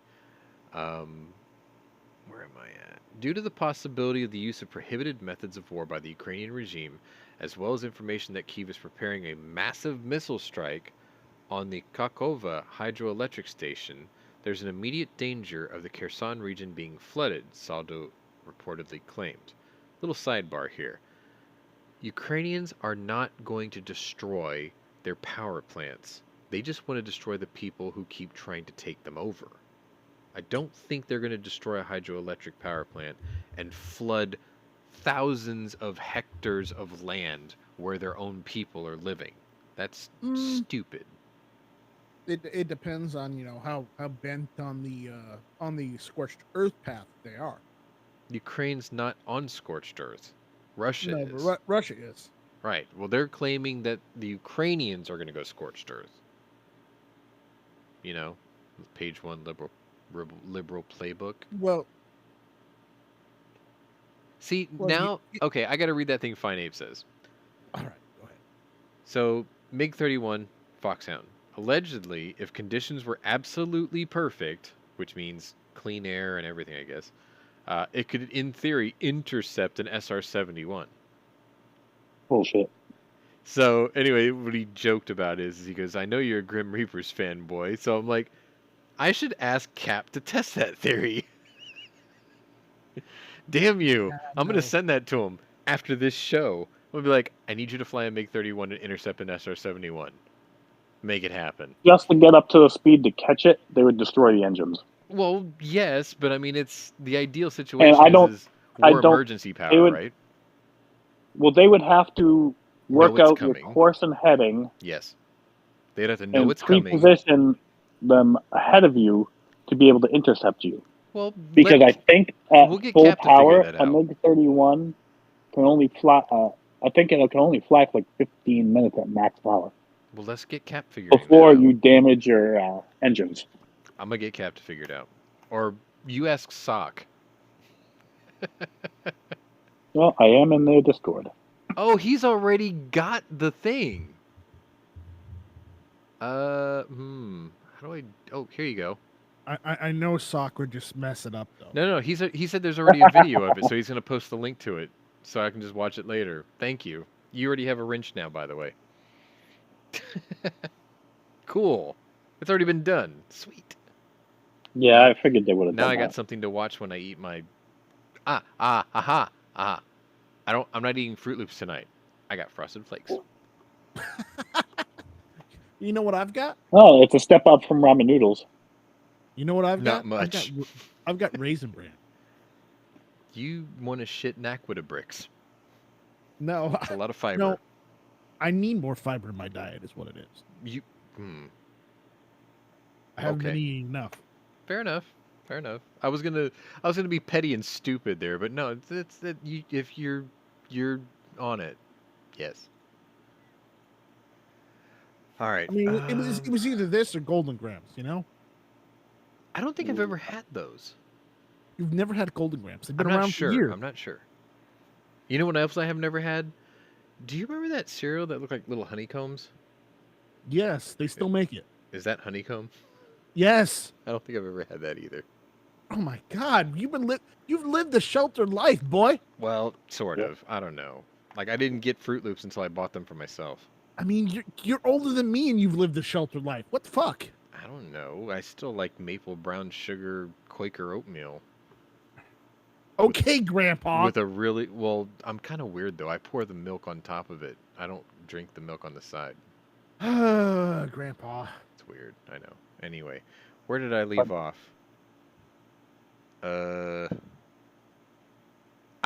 Given the situation, I've decided to expand the evacuation zone by 15 kilometers from the Dnieper, he says.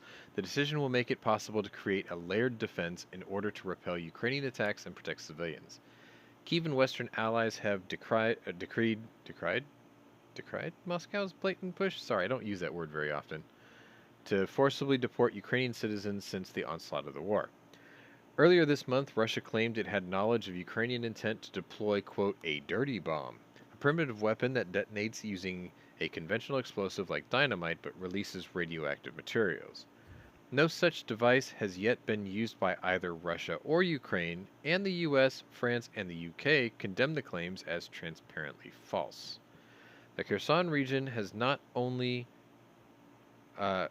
become not only one of the hardest fought over regions since the war began, but one of the most strategically consequential, as crossing the Dnieper River would push Ukrainian forces closer to Crimea, which Kyiv has vowed to retake after being under Russian occupation since 2014. Ukrainian defense officials have remained ambiguous on operational updates in Kherson, but reporting in recent days suggests that weather and on-the-ground conditions have slowed Ukrainian advancements. moving right along. Moving. Yes. Here's a picture for you. It's very phallic. Oh, God, not more fallacies. It's okay. Senior Russian military leaders recently had conversations to discuss when and how Moscow might use tactical nuclear weapons in Ukraine, contributing to a heightened concern in Washington and allied capitals, according to multiple senior American officials. President Vladimir Putin was not a part of those conversations at first, which were held against the backdrop. There it goes. Which were held against the backdrop of Russia's intensifying nuclear rhetoric and battlefield setbacks. I have to copy this so I can watch it later. There. Okay. And I can put that right there for now. Okay. But the fact that senior Russian military leaders were even having the discussions alarmed the Biden administrations because it showed how frustrated Russian generals were about their failures on the ground and suggests that Mr. Putin's veiled threats to use nuclear weapons might not just be words. Hold on, we gotta say it in the proper Russian accent. Nuclear weapons. I don't think Russians do V's for W's. I think they do. I know Bosnians do. I know it's all Romanians do. It needs to sound imposing, and that was about as imposing as I can get as a Russian. So just deal with it. Fine. Let's see. Okay, so still, American officials said that they had seen no evidence that the Russians were moving nuclear weapons into place or taking other tactical measures to prepare for a strike. The intelligence about the conversations was circulated inside the U.S. government back in mid-October. U.S. officials would not describe the scenarios the military leaders considered for use of a nuclear weapon. However, William J. Burns, the CIA director, has previously said that Mr. Putin's potential desperation to extract a victory in Ukraine and setbacks in the war could lead Russia to use one. John Kirby, Admiral John Kirby, National Security Council official, declined to comment on the, quote, particulars of this reporting. We've been clear from the outset that Russia's comments about the potential use of nuclear weapons are deeply concerning, and we take them seriously, Mr. Kirby says. We continue to monitor this as best as we can, and we see no indications that Russia is making preparations for such use.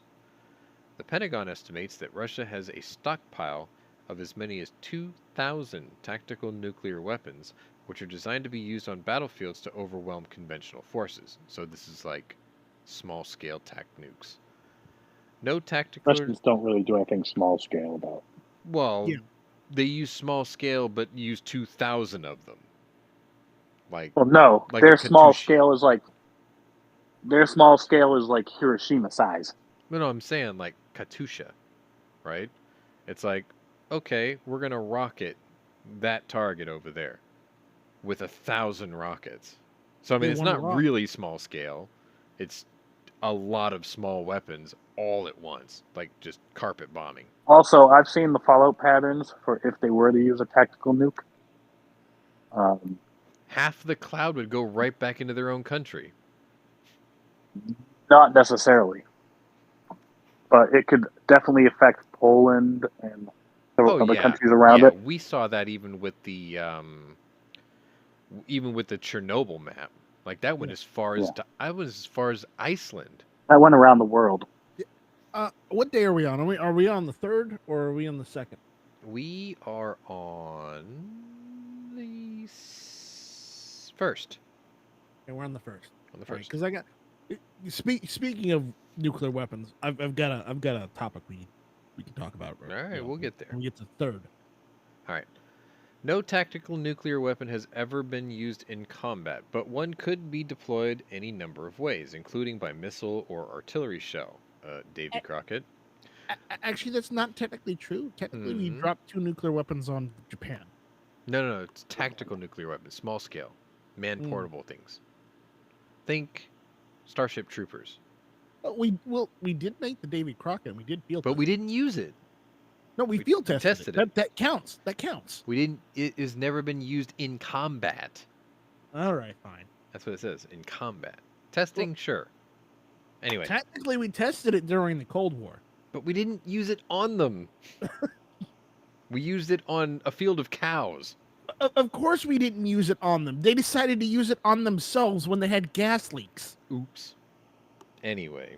Oh, I went there. I'm sorry. Tactical nuclear weapons carry lower yields and are meant to be used at shorter ranges than the warheads carried on ICBMs.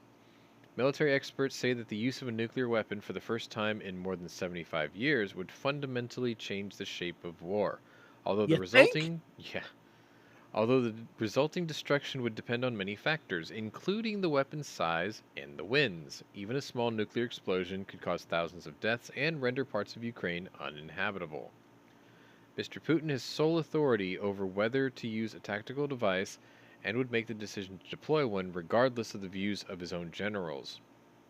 The new intelligence surfaced when Moscow was also promoting the baseless notion that Ukraine was planning to use a dirty bomb, a conventional explosive laced with radioactive material. And it came amid a flurry of contacts between the U.S. and other Western officials and their Russian counterparts, including 2 calls between Defense Secretary Lloyd Austin and Russian Defense Minister Sergei Shoigu. While the risk of further escalation remains troublingly high, the Biden administration officials and U.S. allies also say that the phone calls between Western and Russian counterparts late last month helped ease some of the nuclear tensions. A speech by Mr. Putin last Thursday, in which he denied that Moscow was preparing to use a nuclear weapon in Ukraine, further lowered the temperature, according to some of the officials. "We see no need for that," Mr. Putin says in his speech. "There is no point in that, neither political nor militarily." So there is a shred of sense in his head. Yet. Since Russia invaded Ukraine in February and suffered significant casualties, as you see in the scroller there, Mr. Putin himself has fanned fears that he might resort to a nuclear weapon. European officials said that the speech was seen among allies as part of Mr. Putin's regular pattern of inflaming tensions, watching the reaction of the West and his own public, then taking steps to calm the situation. Russia conducted an annual military exercise last week testing nuclear-capable missiles. Mr. Austin said that U.S. officials did not believe the maneuvers were some kind of cover activity to use a tactical nuclear weapon against Ukraine.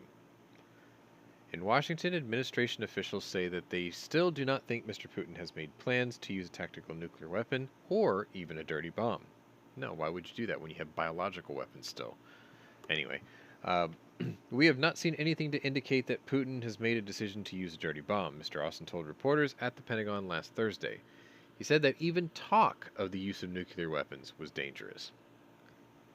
But he said that the administration was, quote, certainly concerned about escalation, as it has been since the war started. It would be the first time a nuclear weapon has been used in over 70 years, he said. If this happened, we have been clear from the very beginning that you would see a very significant response from the international community. The Biden administration officials have steadfastly refused to publicly describe what that response would be, but the president has indicated he has no plans to retaliate with an American nuclear device. Hold up. We'll use an Israeli one. Didn't one of the Russian cabinet members just go and threaten nuclear weapons on some other country? Yeah. Not too long ago. It's like, what was it? Poland, you're next, or something like that? He was warning that there was going to be grave consequences of nuclear fallout should nuclear weapons ever be put on the table. Something like that. And they eyed in the direction of Poland or some other country. Finland, yeah. Because they share a 900-mile border with them. Yeah, they're still angry about the Winter War. Just a bit. that some or the continuation law. Yeah. Anyway, I'm the guy that makes the recommendation to my boss on what we should do and how we should do it, and so I'll make sure that he has credible responses that are actually effective in terms of what we want to do, Mr. Austin says. He did not elaborate further. As for Mr. Putin, using a smaller yield tactical nuclear weapon in Ukraine presents more complications than ordering the firing of a strategic weapon like an ICBM. Moving a tactical nuclear weapon is not simply a matter of giving an order and having 2 people turn keys. There would be practical steps that Russian commanders would be alerted to be ready to carry out, including how to mitigate any risk to Russian military personnel in the blast area. If there's an order from the Kremlin, it can't just magically happen. This came from Peter Zwack, a retired one-star Army general who was the American Defense Attaché in Moscow between 2012 to 2014. From the beginning of the war, American intelligence agencies have been looking for signs that Mr. Putin is taking preparatory steps to use a nuclear weapon, such as an undeclared nuclear exercise or strategic forces being put on alert. But American officials said that the warning system to detect such steps were imperfect, and that there was no guarantee that military or intelligence officials would be able to give the White House much advance warning. That is one reason the intelligence about the Russian discussions has been viewed with such interest. With the high-level nuclear discussions, the Russian military is weighing what might prompt Moscow's use of a tactical weapon. And any intense discussion among senior leaders about the use of a nuclear weapon is something American officials have been profoundly concerned about, especially if Russia's army in the south of Ukraine were to collapse. Tensions over nuclear weapon use has been rising steadily since Ukraine's successful counteroffensive back in September. Since then, President Putin has taken steps to escalate the conflict, calling for a mobilization, annexing territory in Ukraine, getting more directly involved in war planning, and approving a campaign to attack and degrade the electrical power grid of Ukraine with cruise missiles and Iranian drones. Those steps have not changed Russia's fortunes, and Ukrainian forces continue to move forward on fronts in the northeast and south. Still, some of the escalatory moves, like bringing in more troops, could have more impact on the battlefield by early next year. Most of the Ukrainians are used to having power at all, so you're not really doing any damage. Officials expect intense fighting to continue into next month, but muddier conditions and colder weather in the next few weeks could force a pause into earlier next year. I don't know. I mean, the Ukrainians do have really good winter gear. So do the Russians. I have a set of that winter gear. It's quite warm. You can do a lot in those outfits. You know the old adage, you don't invade Russia during the winter? The part of Russia they were talking about is now Ukraine. Yeah, Sevastopol. Anyway, moving on. So just saying, don't invade Ukraine in the winter. Oh, here we go. Okay, some of these stories are actually kind of short, so we'll probably get through these pretty quickly. U.S. military forces in Ukraine are reportedly carrying out on-site inspections. I think this is another of the stories you brought up. To ensure money and weapons provided to Ukrainian troops are being properly accounted for. Oh, so we're sending Ben Affleck, the accountant? No. A senior U.S. defense official relayed the information to Pentagon reporters on Monday, speaking on the condition of anonymity. It is not clear whether the inspections were taking place or how U.S. troops were... No, we're sending Tony Stark, the consultant. It was not clear where the inspections were taking place or how close U.S. troops were to the battlefield. President Joe Biden has ruled out any combat role for U.S. forces inside Ukraine. Well, that means they're on the front and they're involved in the fighting. They're already doing something. Because no matter what comes out of Biden's mouth, the opposite is the truth. Mm-hmm. Per the official, the U.S. Defense Attaché and the U.S. Office of Defense Cooperation team in Kyiv are carrying out the inspections. The official said Ukrainian officials have so far been transparent about the weapons distribution and are supporting the inspections. We'll continue to work with our colleagues across the U.S. government and with our international partners to ensure accountability of security assistance now and in the future, the official told reporters. The effort is part of a broader U.S. campaign to ensure weapons given to the Ukrainian troops don't end up in the hands of Russian forces, their proxies, or to other extremist groups, like, I don't know, the Chechens or the Wagner group, perhaps? Yeah. Or Iranians. Or Iranians, who are also in country. Are the North Koreans there yet? No, just the weapons. Just the weapons. What happened to 100,000 troops? Well, maybe. although none have been captured yet. Probably because they probably have orders to off themselves first. Nah, they probably ran across the border to Ukraine and said, "We heard the chow was better here. We surrender." Anyway, lawmakers have pressed U.S. officials for questions on how the billions of dollars sent to Ukraine this year are being spent. The Biden administration has been reluctant to detail its work on that front due to concerns about the state of the conflict and fears it might tip off would-be smugglers to potential evasion techniques. The State Department plan includes initiatives of various timelines to bolster U.S. and Ukrainian oversight of transferred weapons, particularly more advanced missile systems and anti-aircraft devices, as well as to improve Ukraine's aviation and border security to combat the misuse of weapons and prevent possible arms trafficking. Nicolas Cage was not available for comment. No Lord of War. No Lord of War. I'm glad you got the reference. So, I saw that one. When I read that story, I left a comment at the very bottom, and I was like, is that all we're doing? Proxy war much? Once upon a time, we had F-82 twin Mustangs shooting down North Korean MiGs with Russian pilots in them. Now we are helping Ukrainians. We're, quote, inspecting the weapons we sent to them, which, let's be real, we inspected the weapons as we loaded them onto cargo planes to send them there. So why do we have to inspect them again? Because we're teaching them how to use them? Or are we just using them for them? Like, look, just get out of the way, I'll do it for you. That kind of thing. Maybe. I don't know. Conjecture. Moving on. Speaking of Iran, I got this really sweet picture of the Iranian, quote, Revolutionary Iran's so Guard. far away. Oh, look how proud they are doing their little goose steps with that blatant bore obstruction sticking out of the barrels of all those AKs. I'm waiting for the thing to change. Here it goes. The Paris-based dissident organization National Council of Resistance of Iran, man, that's a mouthful, NCRI, accused the Iranian regime of furnishing Russian strongman Vladimir Putin's army, now get this, with more than 3,500 drones for his scorched earth war against Ukraine. Now, I'm going to take a pause here for a second because I want to... surprised by this. I want to remind you that the official deal was 700 drones. Shahed 136s and 131s. 700. That has now changed.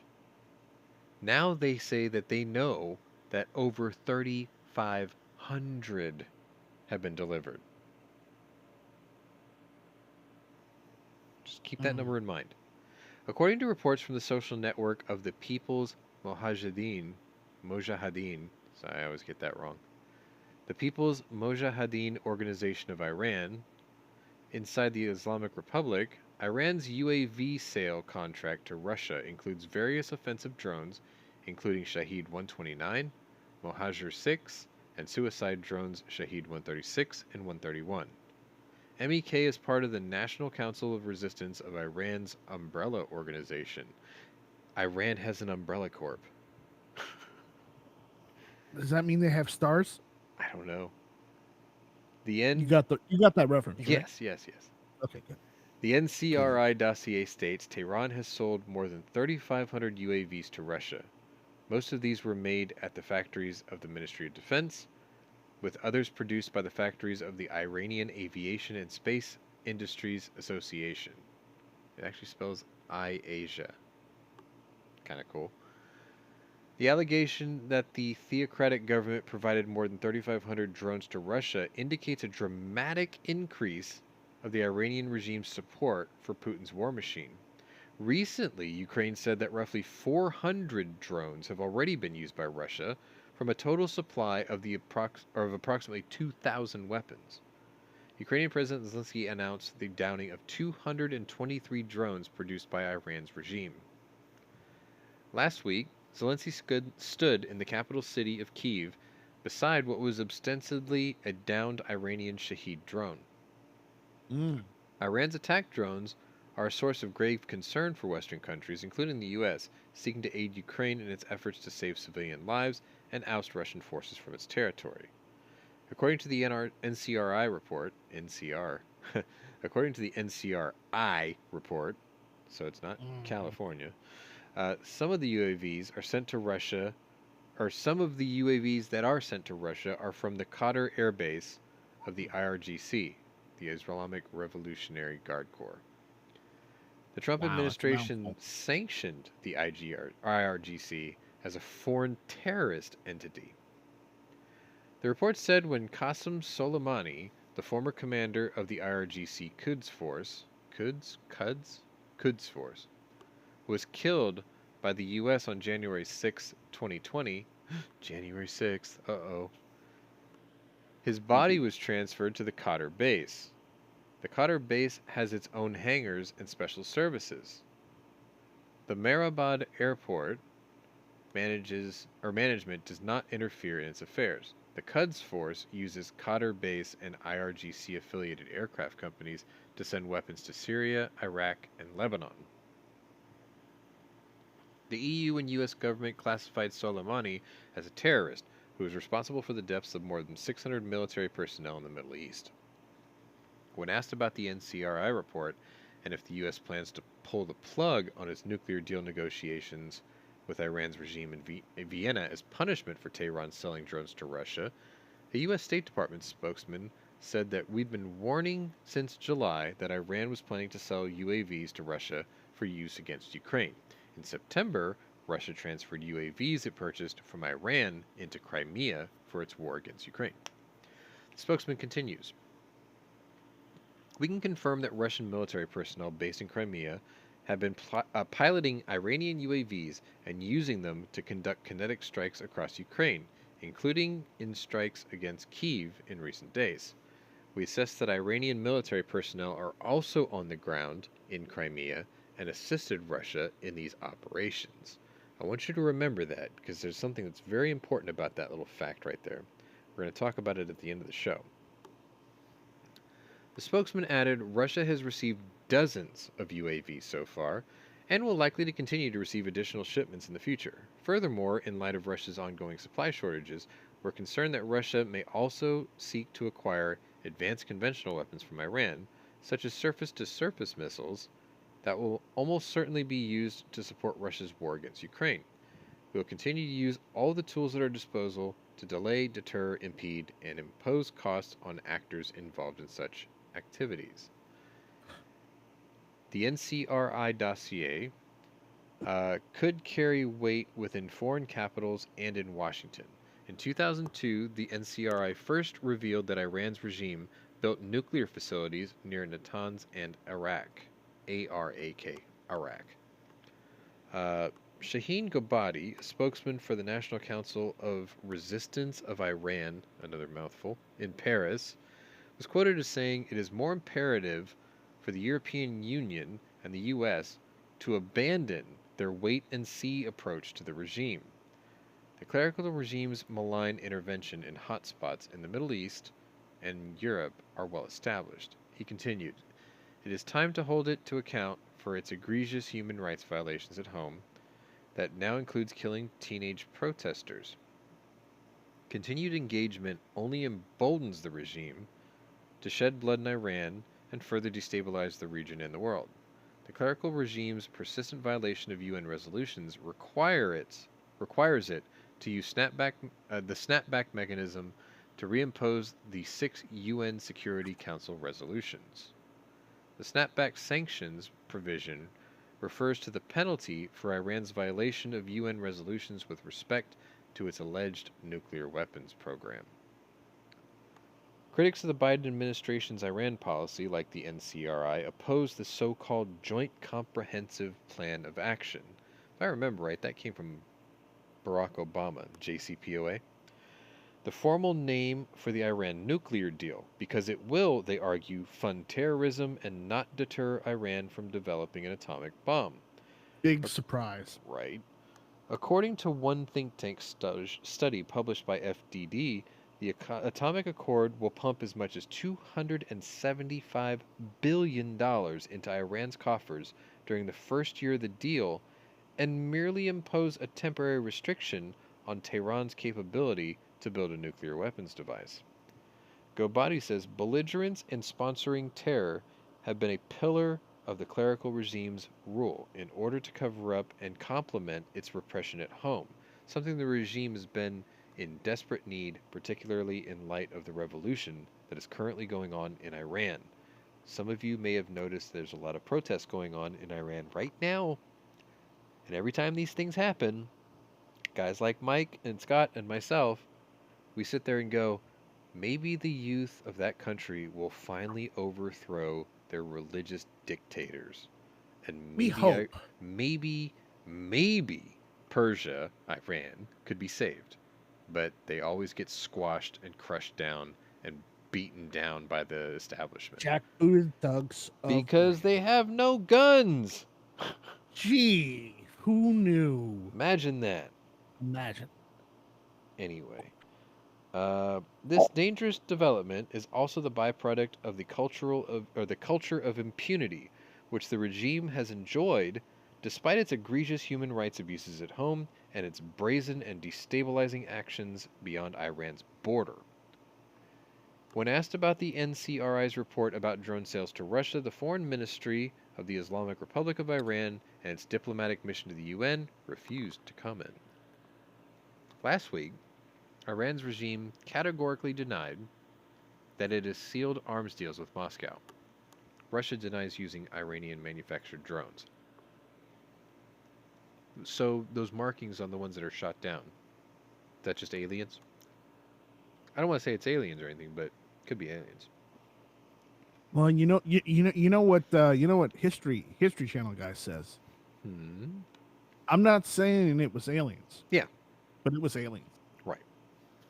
I guess aliens is sending those 200 tanks from Israel, right? We don't talk about I mean, just saying. Those are things that need not be discussed. If Jimmy's out there, he probably just spit his coffee across the room. Iranian it's not like Netanyahu is like, you know what? Well, we ain't got there I'm yet. gonna go. We're getting there. We haven't got there yet. Come on. We're gonna get there. Okay. Iranian Foreign Minister Hossein Amir Abdollahian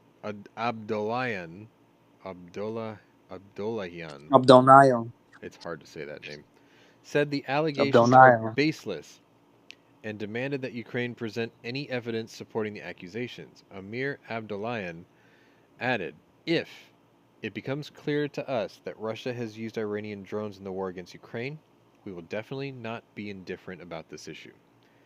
Tehran is no stranger to providing arms and combatants to dictatorships in the Middle East and its authoritarian allies across the globe.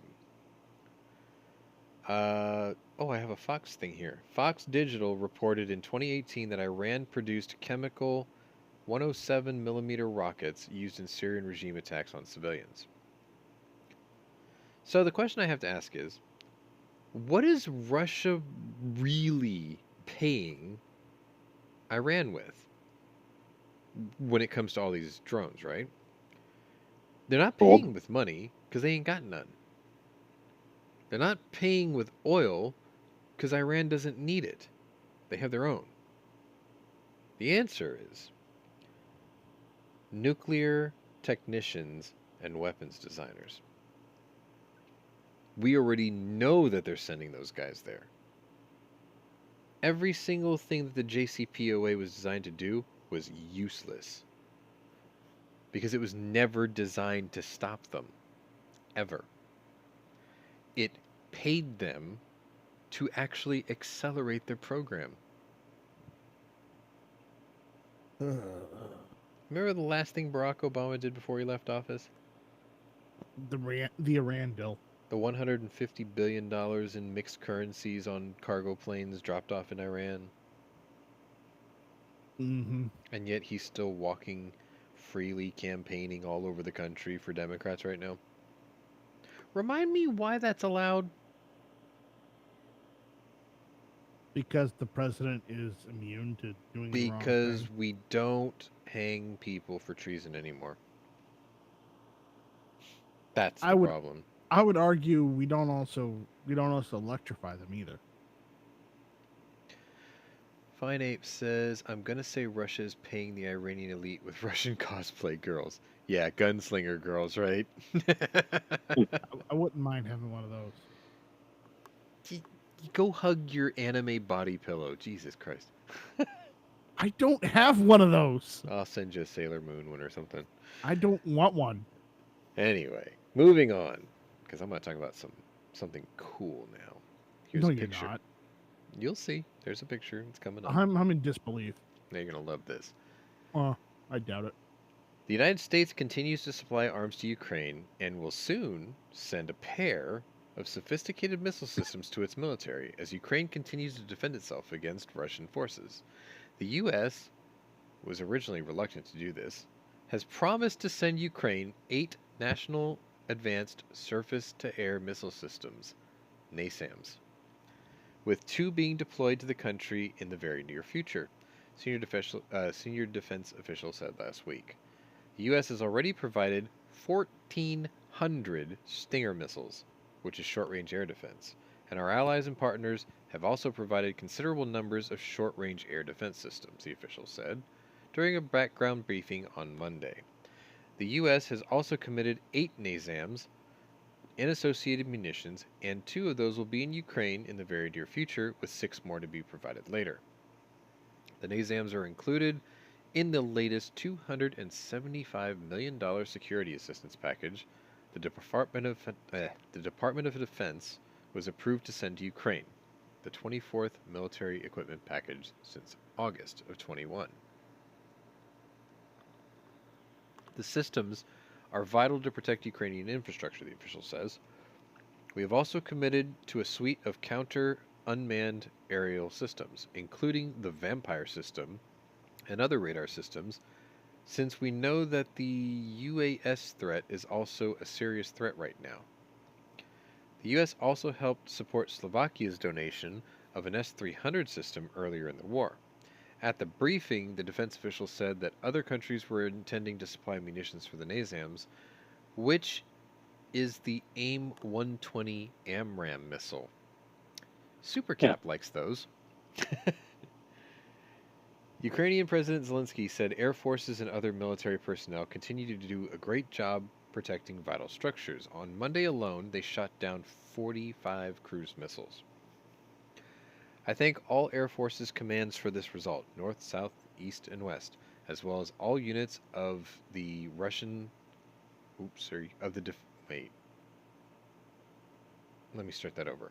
I thank all Air Forces commands for this result, north, south, east, and west, as well as all units of the defense forces involved in protecting our skies, Zelensky said in his nightly address. Plus, 4 more Russian helicopters were shot down today, 3 attack Ka-52s and 1 Mi-8. He added, every new Russian attack on our civilian targets only makes the international consensus on Russia's liability easier and closer. And that the fragments of the Russian rocket that fell on the territory of Moldova only remind us how important it is to protect ourselves from this evil together, from racism, which recognizes neither state borders nor human values. Ukraine, with assistance from international allies, has battled against Russia and its forces since it invaded on February 24th. So, in the beginning, we said that we weren't going to send them any long-range missile systems, any medium-range missile systems. We were only going to give them the short-range stuff to stop things, immediate threats or whatever. We have reneged on that with the medium range, and now we got the NASAMS and the AIM-120Ds. We're giving them everything they asked for, just slower than they needed it. Because this probably could have ended a lot quicker if we just gave him what he asked for earlier on. I think a lot of that had to do with we're not sure if they could protect it once we got it there to them, and then it would be picked up by the Russians and obviously fall into the wrong hands. We didn't want it falling into the wrong hands, and that's the easy excuse, though. It is, and they probably, honestly, if we'd given it to them when they had asked for it, they probably would have used it right away, and they're one-use items. So we should have just sent 10 A-10 Thunderbolt 2s when there was a 40-mile convoy near the border. We should have just sent them air support when they asked for it. Just 10 A-10s. Well, yeah. I mean, we could have just, I don't know, accepted them into NATO since they've been applying since 2014. We And could have then they could instituted have the Article no-fly 5 zone. them, and then they could have they could have installed a no-fly zone, and then yeah, that would have been this would have been over by April Fool's Day. Anyway, I told you that's not the aim of the world. This is a giant military hardware beta test. That's all it is. It's kind of shitty actually if you think about it. Moving on. Whew, here we go. Bing. So, off again, on again. Russia on Wednesday, we're at Wednesday, said that it would resume exporting grain under a Turkey UN brokered deal with Ukraine that secures Black Sea shipping lanes after suspending its participation last month. The renewed deal will ensure that grains can continue to leave Ukraine's ports and help stave off global food shortages. Turkish President Recep Tayyip Erdogan on Wednesday said Russian Defense Minister Sergei Shoigu informed Turkish Defense Minister Hulusi Akar that Russia's participation in the humanitarian grain corridor deal, quote, would continue the same way as before.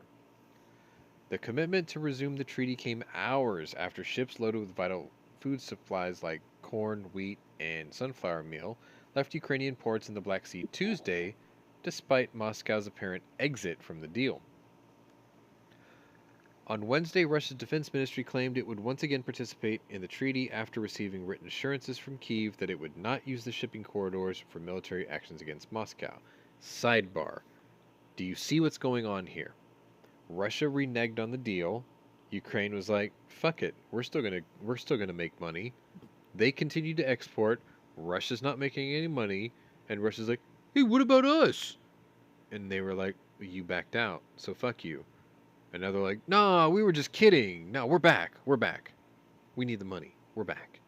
That's basically what that is. Russians being Russians. Russians doing Russian things, exactly. Mm-hmm. Russia suspended its commitments last month after it accused Ukraine of hitting its Black Sea fleet off the coast of Crimea with a drone strike. Oh no, whatever shall we do? How dare you defend your country? Yeah. Ukraine denied the attack and alleged Russia was just mishandling its own weaponry. How dare they defend themselves? Russians doing Russian things. How dare you stop or pull the safeties off your weapons while you're underway in enemy territorial waters. Anyway, Russia's defense ministry Wednesday claimed that Kyiv pledged to the safe shipping conditions exclusively in accordance with the stipulations of the Black Sea Initiative. Ukrainian officials have not commented on Russia's claims, but Alexander Kubrikov, Ukraine's Minister of Infrastructure, took to Twitter to say Kyiv had received word from the UN that grain exports would resume Thursday, first reported by Interfax. Black Sea Grain Initiative continues. It is expected that on Thursday, November 3rd, 8 vessels with foodstuffs will pass through the grain corridor, he said. We received confirmation from the UN. UN officials said there were no shipment plans for Wednesday, but that the cargo of 36 vessels were inspected. Look, this is easy. Ukraine says, listen, we're not going to transport military hardware through this corridor because Ukrainians have no submarines. Who's to say that we're not just underneath these grain carriers with a Sea Wolf or... Two. Nah. I was trying to think of the one that came after it. The West Virginia class, or the Virginia class, right? Yeah.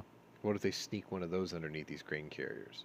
Technically, the Ukrainians aren't doing shit in the grain corridor. We are. And even if we were, we're just listening in. Allegedly. ... Moving on.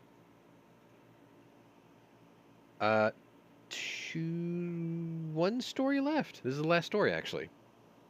What day? This, I believe, is still Wednesday? Let me look. Wednesday. Yeah, Wednesday. So yeah, I didn't have any Thursday or Friday. Strange. Anyway. Here we go. I got them, so we'll talk about it. Picture here. Okay. Russia launched a Soyuz rocket carrying a military satellite into space Wednesday, according to reports, as the UN looks to prevent a space-based arms race. There isn't a race, because we're the only ones with a space force. We already won. Take that, yeah, we already won world. Space race. Yeah, put that in your pipe and smoke it, world. Where's your space force? Anyway, a Soyuz 2.1B medium-class launch vehicle was apparently launched shortly before 3 a.m. Eastern Standard Time from the Plesetsk Cosmodrome. Reuters reported, quoting the Russian Defense Ministry. There were no independent verifications of the launch of the rocket, whose missions were not made clear, and comes as tensions between Moscow and Washington have mounted over space-based operations.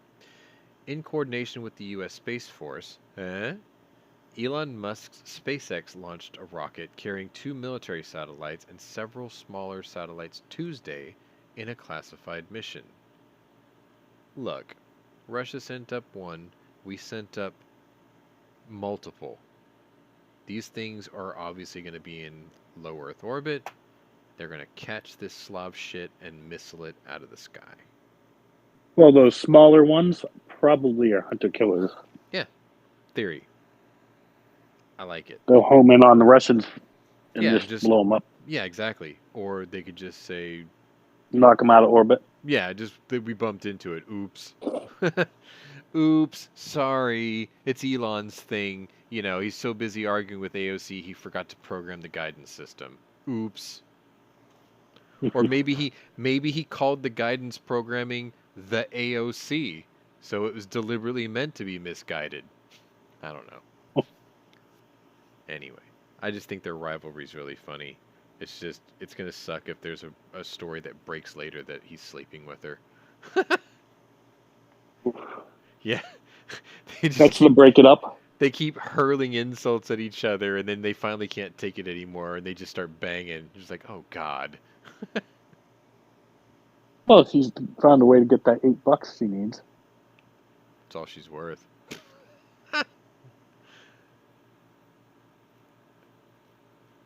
Yes, I did. I have seen the documentary Space Cowboys. That's where I got the idea of satellites with missiles on them. See, only the finest of apes knew that reference. Thank you.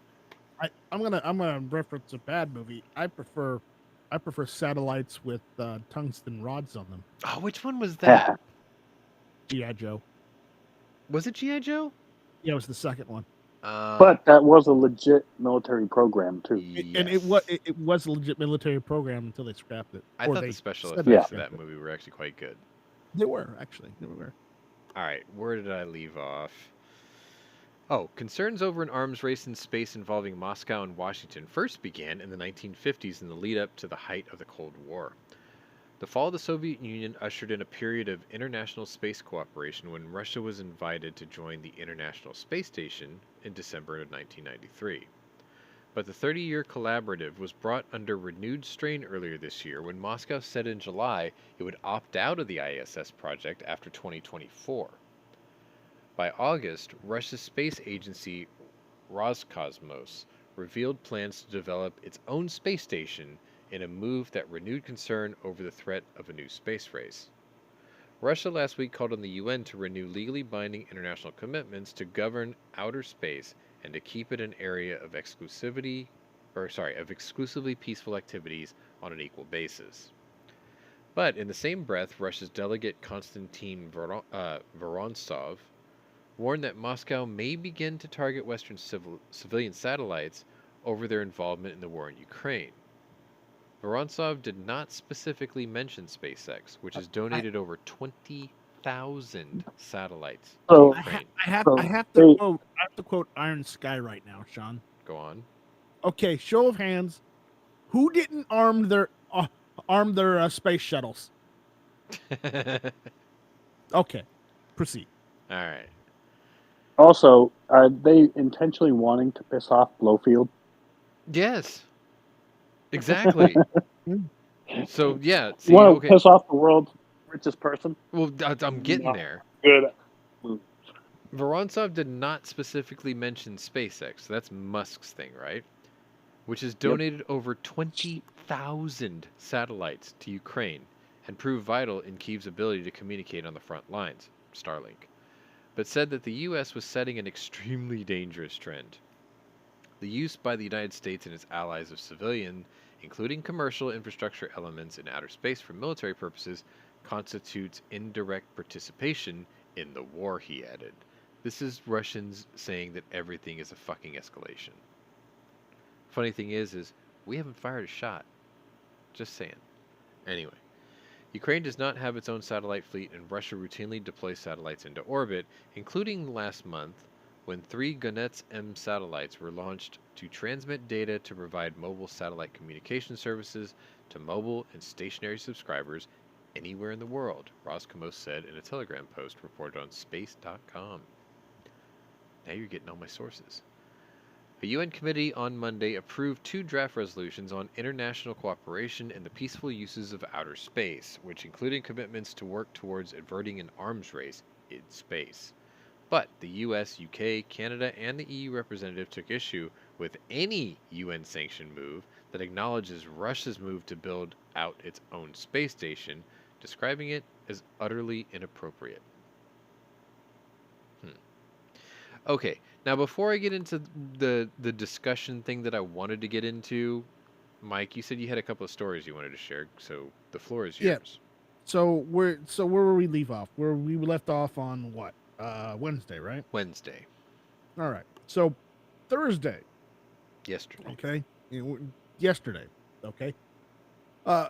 Ukraine says Zaporizhia plant off grid after Russian strikes. Okay. Ukraine's nuclear firm Energoatom says Russian shelling hit energy infrastructure, knocking out power supplies to the Zaporizhia plant. Russian shelling and missile strikes have hit energy infrastructure across Ukraine and knocked out electricity supplies to Europe's largest nuclear power plant. Ukrainian officials have said the Zaporizhia plant, nuclear power plant in southern Ukraine, was disconnected from the power grid after shelling damaged the remaining high voltage lines, leaving it with diesel generators. Ukraine's nuclear operator Energoatom said on Thursday. The plant, in Russian hands but operated by Ukrainian workers, has 15 days worth of fuel to run the generators, Energoatom said. Its reactors need power to keep the fuel inside cool and prevent a meltdown. The countdown has begun, Energoatom said, noting it had limited possibilities to maintain the Zaporizhia nuclear power plant in a safe mode, raising fears of potential nuclear disaster.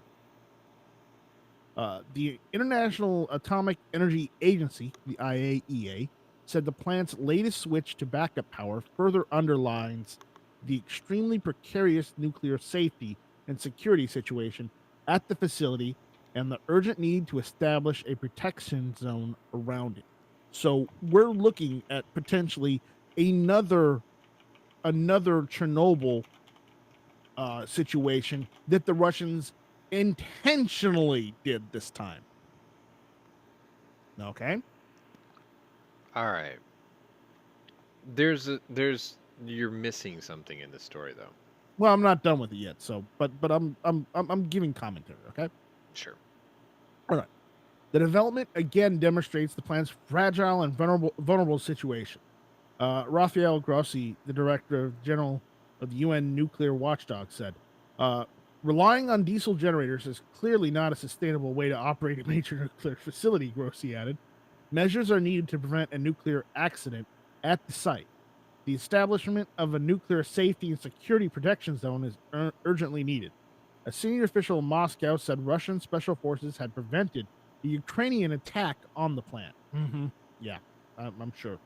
Russian Security Council Secretary Nikolai Patrushev a close ally of President Putin, also said Ukrainian forces continue to shell the Zaporizhia nuclear power plant with Western weapons, which could lead to a global catastrophe, as if you didn't cause it first.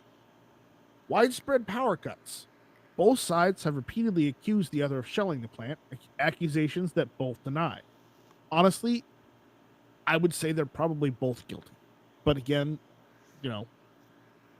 Russians doing Russian things and Ukrainians, well, fighting Russians off. Russian forces occupied the plant during the early days of the war that began when Russia invaded Ukraine on February 24th. The plant is located in the Zaporizhia region, one of four Ukrainian provinces that Putin illegally annexed last month. Energoatom has repeatedly called for the withdrawal of Russian forces from the plant and the creation of a demilitarized zone around it. Grossi has spent months trying to negotiate such a security zone. The latest loss of reliable electricity overnight came when Russia shelled 2 power lines that connected the plant to the Ukrainian grid in an attempt to reconnect the nuclear power plant to the Russian power system, Energoatom said. The company claimed that the Russian side would try to repair the power lines to connect to the plant to the Russian grid, and therefore supply power to occupied Crimea and parts of eastern Ukraine's Donbass region that Russia also currently controls. Russian strikes were also reported in the Kryvyi Rih in central Ukraine, and in Sumy and Kharkiv in the northeast. There was heavy fighting in the eastern regions of Luhansk and Donetsk. The enemy is trying to keep the temporarily captured territories, concentrating its efforts on restraining the actions of the defense forces in certain areas, Ukraine's general staff said. Moscow has said that it targeted infrastructure as part of what it calls a special military operation. And I'm doing air quotes there. You can't see it, but I'm doing the air quotes because it's in quotes. To degrade the Ukrainian military and remove a potential threat to Russia's security.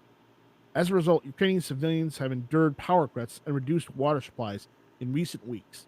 Russia denies targeting civilians, though the conflict has killed thousands, displaced millions, and left some Ukrainian cities in ruins. Foreign ministers from the G7 group of rich democracies will discuss how to best coordinate further support for Ukraine when they meet on Thursday in Germany. Okay. That's the end of this one. Okay. But notice that I mentioned the G7. That'll be the last one I talk about tonight. All right, hang on a second. I have it on good authority that the Zaporizhia power plant was shut down on September 11th already. They put it in a cold state because of the constant shelling. The external power connectors are just to run the monitoring systems of the plant. The plant went cold on September 11th, meaning it wasn't producing electricity anymore. But they still need power to run the pumps. They need power to maintain the systems to monitor everything. But the reactors had gone cold, meaning they shut them down. They need power to pump the water to keep it cool from overheating. If you're running the reactor and creating fission. The problem is that's all the time. Just because you're not creating power with it, if you still have the radioactive material inside the reactor, you still have to keep it cool. You're just not sending the power out. It has to run constantly, period. Otherwise, you get Chernobyl. Yeah. That's how nuclear power works. Remember, Sean, nuclear material is in a constant state of decay. Okay, that means it's constantly hot. The only way to keep it cool is by cooling systems. Okay, there's your science lesson right there. No. I get that. What I'm trying to... They may have turned the turbines off. No. But that's as far as they could have gone. They ran... They may have put them into a cold state. They dropped the control rods in to stop the reactor. But you still need to circulate the water to keep the rods cool. Yes. No matter if you're generating power or not. If you stop the reaction, it's over. It's not, no, Sean, it's different from turning the light switch on and off. It doesn't work. It doesn't happen instantly. It takes time. I get that. But most of the power that they had to run is... Okay, so even the story I'm reading now, right? There's two other options after cold state. One is called island mode, which keeps the reactor operating at low power production, which would require it to allow cooling systems to continue to need to be run. The other thing is they also need to run diesel generators. They need to run like essential monitoring computers, turbine That may pumps, have been what they were doing. Turbine pumps and things of that nature. But may have been what they were doing. If you stop the reaction, the generation of energy and the heat that comes from that generation, it's like turning the volume down very slowly on a radio until you get to zero. Eventually the reactor goes cold and there's no more reaction, which means it doesn't generate heat anymore. Because getting one started takes time too, right? It doesn't just, like you said, it's not like flipping on a switch. The reaction takes time to build up. The reaction also takes time to shut off.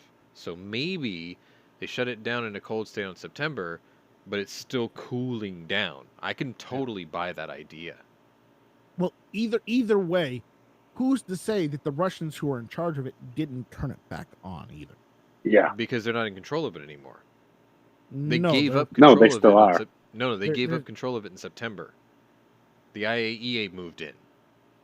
Just because the IAEA is there does not mean Russian forces still aren't surrounding the plant. They're That's what I not. was They're not getting in there anymore. The IAEA is there, and the Ukrainian military are just kind of sitting around.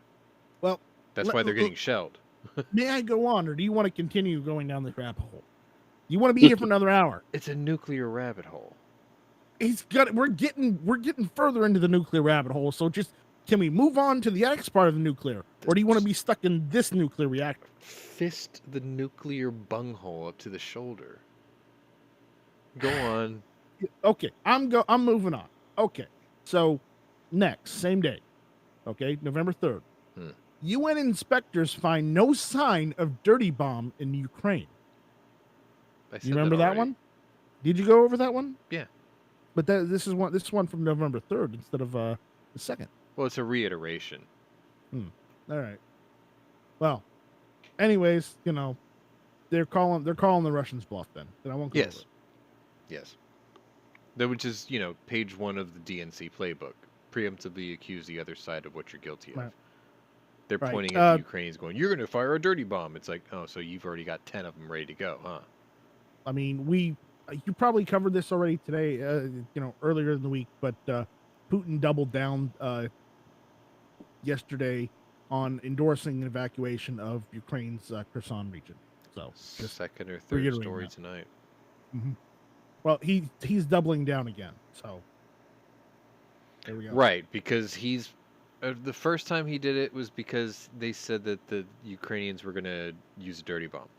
Right. Now he's saying that they need to clean it out because they want to do a counteroffensive in the area. They want to fire a dirty bomb. So they want to use a dirty bomb. Yeah, more or less. That's Russian. You accuse others what you're going to do first. Exactly. Yep.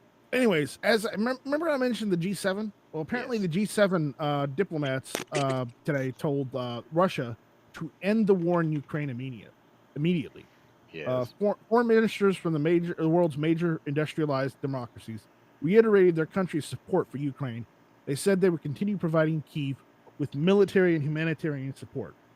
The top diplomats from the group of 7, G7, nations wrapped up 2 days of talks in the western German city of Munster on Friday. Yes. City of Munster, that's umlauts on the U. Just for reference. German Foreign Minister Annalena Baerbock, I think that's how you say it, came out strongly, outrightly condemning Russia's war in Ukraine in her closing address. Baerbock labeled Russia's war in Ukraine a frontal, shameless attack. We are counting every day of this brutal war of aggression because every day is one day too much, Bauerbach said. Russia must immediately stop war of aggression.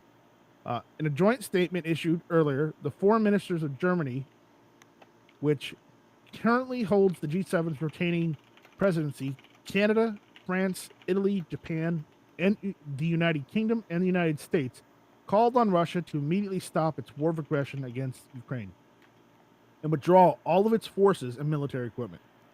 Russia's recent escalation of hostilities in Ukraine was condemned along with its attacks on civilians and civilian infrastructure. Foreign ministers deemed Russia's nuclear rhetoric lately as unacceptable and warned that any use of chemical or nuclear weapons will be met with severe consequences.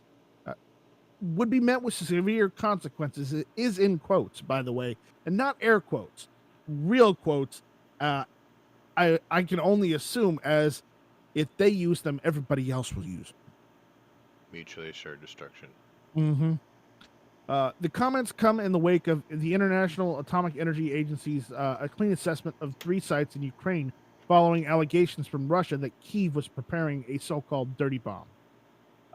G7 diplomats resolved to maintain course with economic sanctions along with other states supporting Russia's war of aggression, which there are only a few, but they're all the usual suspects.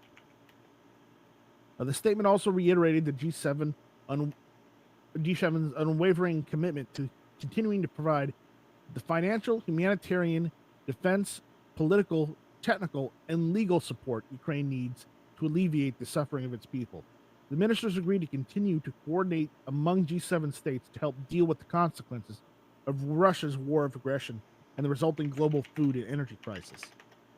Yeah, it's getting pretty bad everywhere. Calls for detainees in Iran to be released. G7 members expressed their support for people of Iran and condemned the death of Gina Mahsa Amini following her arrest by the country's morality police, which calls for Iranian authorities to release unjustly detained prisoners, including recently arrested protesters, children, journalists, and humanitarian rights defenders.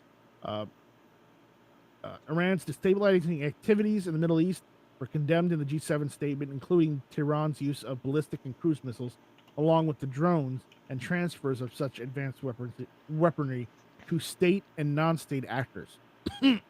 Russia. It was also clearly determined that Iran must never develop a nuclear weapon and would work to continue with international partners to deal with what is called Iran's nuclear escalation and level of cooperation with the IAEA. There's one more part of this. G7 is seeking constructive cooperation with China. Yeah, like that's going to happen. According to the statement, G7 members should engage in constructive cooperation with China in matters of peace and security, global health, climate, and conservation. The G7 called for peace and stability across the Taiwan Strait and said there would be no change in the basic position of G7 members on Taiwan, including stated on China policies. Human rights concerned in okay, I'm gonna completely butcher this, but I'm not really good at Chinese. So Xinjiang and Tibet would continue being raised along with reiterating concern over what the ministers called the continued erosion of Hong Kong's rights, freedoms, and autonomy. And that's the end. But is it? So that was today. So there we go. We're done. You're done. Except, did we go over Netanyahu? I'm about to. Go for it. Fine. Final segment of the night. I promise. We went 3 hours. Damn it. Well. Okay. This is what a leader looks like. This is Benjamin Netanyahu. This is a man who has become prime minister for the 4th time in 5 years. Or he has won an election because they have held elections 4 times in the last 5 years. And obviously, the people of Israel have realized that the guy that they put in charge that beat him last election is clearly the wrong choice for the country. What are you doing, Zorro? What is he doing? Anyway. Zorro, you can stop now. I think he's having a seizure. Anyway. Or he's banging an Israeli chick. Who knows? Does she have a sister?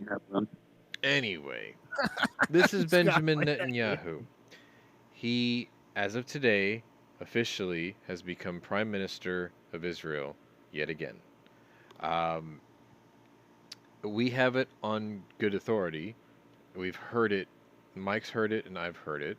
Several different stories about what he has planned to do if he won office again. And now that he has won office, he has already started doing things. So, go ahead and start with the story that you heard about what he was saying as he was vying for the position again, because that I want to start the ball rolling off of that. Okay. From what I heard today is that while they were doing the elections, they were counting the votes and whatnot.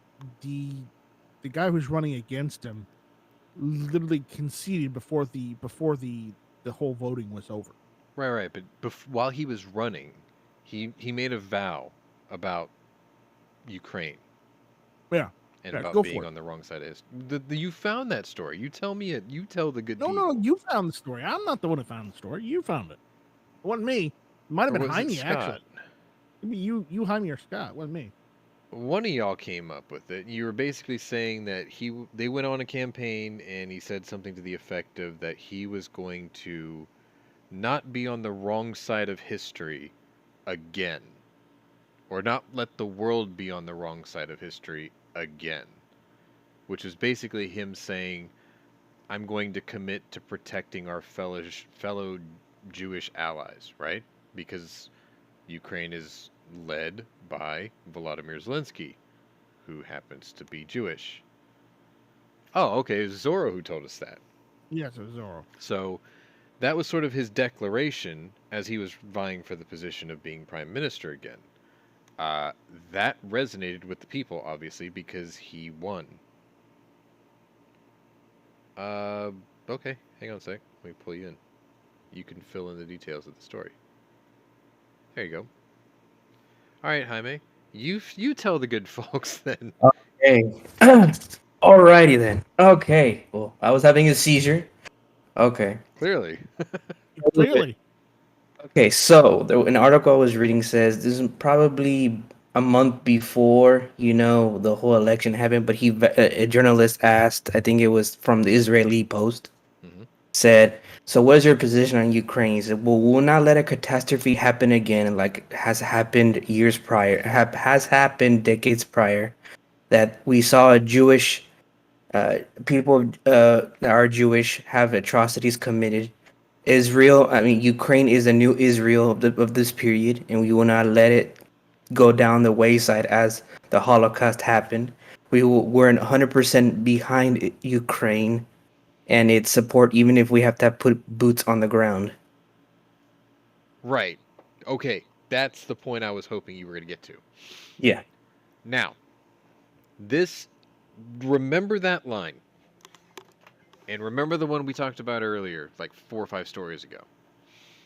This is all about something that I brought up on the very first War Room, the very first or second episode. I very clearly remember saying this. World wars have started in small, remote, or insignificant parts of the world, geopolitically speaking, where actors of aggression act out in a small place, right? And what this ends up doing is it forces people Either it does one of two things. It either gives nations an excuse to choose a side that may oppose another side, or it just gives them justification for what they're about to do. Everyone chooses a side, and then the shooting starts, right? It happened in World War I after the assassination of Franz Ferdinand. Archduke Franz Ferdinand. Right. It happened in sort of World War II when Adolf Hitler decided to take an extended Polish holiday. Right? So, in this case, technically, we're looking for nations who are trying to find a reason to get skin in the game. Israel had no reason to want to join the war until Iran got involved. Iran has boots on the ground in Ukraine. Israel hates Iran because Iran wants to eradicate Israel. Now Bibi has an excuse to put boots on the ground because he can say, those motherfuckers have no right to be in there. We're going to help push them out. And he gets to use the angle of history saying he's saving his Jewish brethren. This is the excuse he needed to get this involved. Now, how else does he win over public opinion to do that? Who told me the deal about the tank exchange? That was me. I mean, how many tanks? There was a deal previously before Netenyahu that if was it the T-14? They won one intact, one unmolested, T-14 captured T-14 Armada tank, and they will give them 200 Markava tanks. Markava 4 tanks. The latest one, the newest one. And then after this article, mind you, because obviously during the race there's a lot of interviews, but Netanyahu is responding to this offering. He's like, well, I just give them a down payment on 200 tanks now if they need it. Exactly. Like as a token of good faith, he was like, look, I will give these to you if you give me this one tank. But if you need these tanks to get me that one tank, fuck it. Take them. Now, mind you, he's still proposing a missile system called the Hebrew, which is a anti-tank weapon similar to the Javelin, but this range on this thing is magnificent. It's like, I think 500 to above, I think like 800 miles. So literally it's a portable anti-tank weapon that's heat-seeking. They usually with one man just like looking at it and be like, ha ha, beep. But it has a range of over 500 miles? Yeah. That doesn't sound right. Yeah, how can he see it might be kilometers or something. Let me see. That's even... It's shorter, but most anti-tank missiles like TOW. TOW's wire guided though. It kind of has to be close in. Or even like the Mavericks, or they're like 5 to 8 miles at best. That's a pretty good damn range too, because you have to have a digital image to zoom in and see it before you can even fire on it. Yeah. I mean, a tank 10 miles. Okay, my bad. I was looking at it wasn't that, my bad. I was looking at an article that didn't explain it very well from Hebrew to English. Okay, my bad. We were going to get fake news to death with that one. No, the range on this is... Well, it would just translate it wrong. 5 miles. Okay. That sounds more like it. It would just translate into Hebrew wrong. You know how that click on the button where it says on Google, when you go to articles, it says like translate? Yeah. Right, fucked it up probably. Didn't do it clean. Yeah, because Okay, so I mean, either way. So, correction, 5 miles. Either way. So we got a guy who gets to use the I'm going to save my fellow Jewish brethren. He's got that angle working for him. He's just gotten reelected because obviously the guy that was there before doesn't know what the hell he's doing. People wanted Bibi back. They reelected Bibi. he basically puts out a bounty for a tank that's known not to be in the theater of Ukraine yet, but he also can read the tea leaves and say, well, they're running out of equipment. Eventually, they're going to have to get so desperate that they might be bringing out their T-14 prototypes, because I think at this point in the war, we've determined that, okay, they're not attacking Moscow, so why am I leaving them here in the defense of Moscow, right? So he might have to push those pieces onto the board. So he was like, look, if one of those ends up in your country and they abandon it like they did the T-92s and the T-70s and all this other shit they've been littering the country with, I will give you 200 Merkava 4 main battle tanks. My most modern tank. I will gift them to you in exchange for one T-14. And there's a reason for this.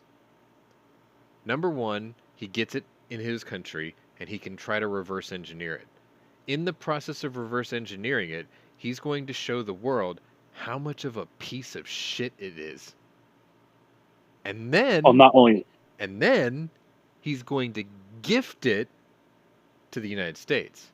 Because then, he ensures more foreign aid for his country, because he just dealt America solid. Not only did he get the tank, he proved it was a piece of shit, but he still gave it to us anyway, so we can see it for ourselves. That is brilliant. It also allows him to design weapons to defeat that tank. Correct. But that is just brilliant, because he thought that far ahead. That's what 4D chess looks like. But it gets even better. So... I read part of it, and someone else told me about this too. He made a phone call to Poland today. That was also me. I looked up some of the details of this. Okay, I didn't look it up. I just saw an article. It's like when he got into he reached out to Poland. Yeah. This is where I asked the question, is Benjamin Netanyahu a fucking genius? He offered to send Israeli. Oh, let me show you the other picture too. So this is the current Israeli Air Force. 581 aircraft. You're going to have to go full screen because I had to get it to fit in that screen. But you should be able to see pretty much everything at full screen, hopefully. If you guys can't see it in the YouTube side on full screen, let me know and I'll try to blow it up and zoom it up a little bigger for you guys. But that's the entire current active inventory in the Israeli Air Force. And what you're going to notice is in that first section that says 251 fighters, you're going to see F-15s and F-16s. Ooh. Now, memory serves, what did Poland offer to do in March of this year?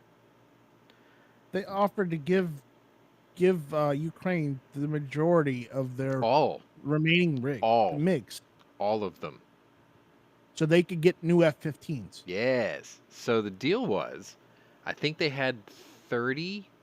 It was like 30 or less. But that's all they had. And they offered to give all of their MiG-29s to Ukraine. Because that's what Ukraine flies. They were going to double Ukraine's Air Force complement, essentially, right? Plus the equipment and hardware and maintenance things for it, because obviously if they get rid of their entire inventory, they don't need the parts anymore.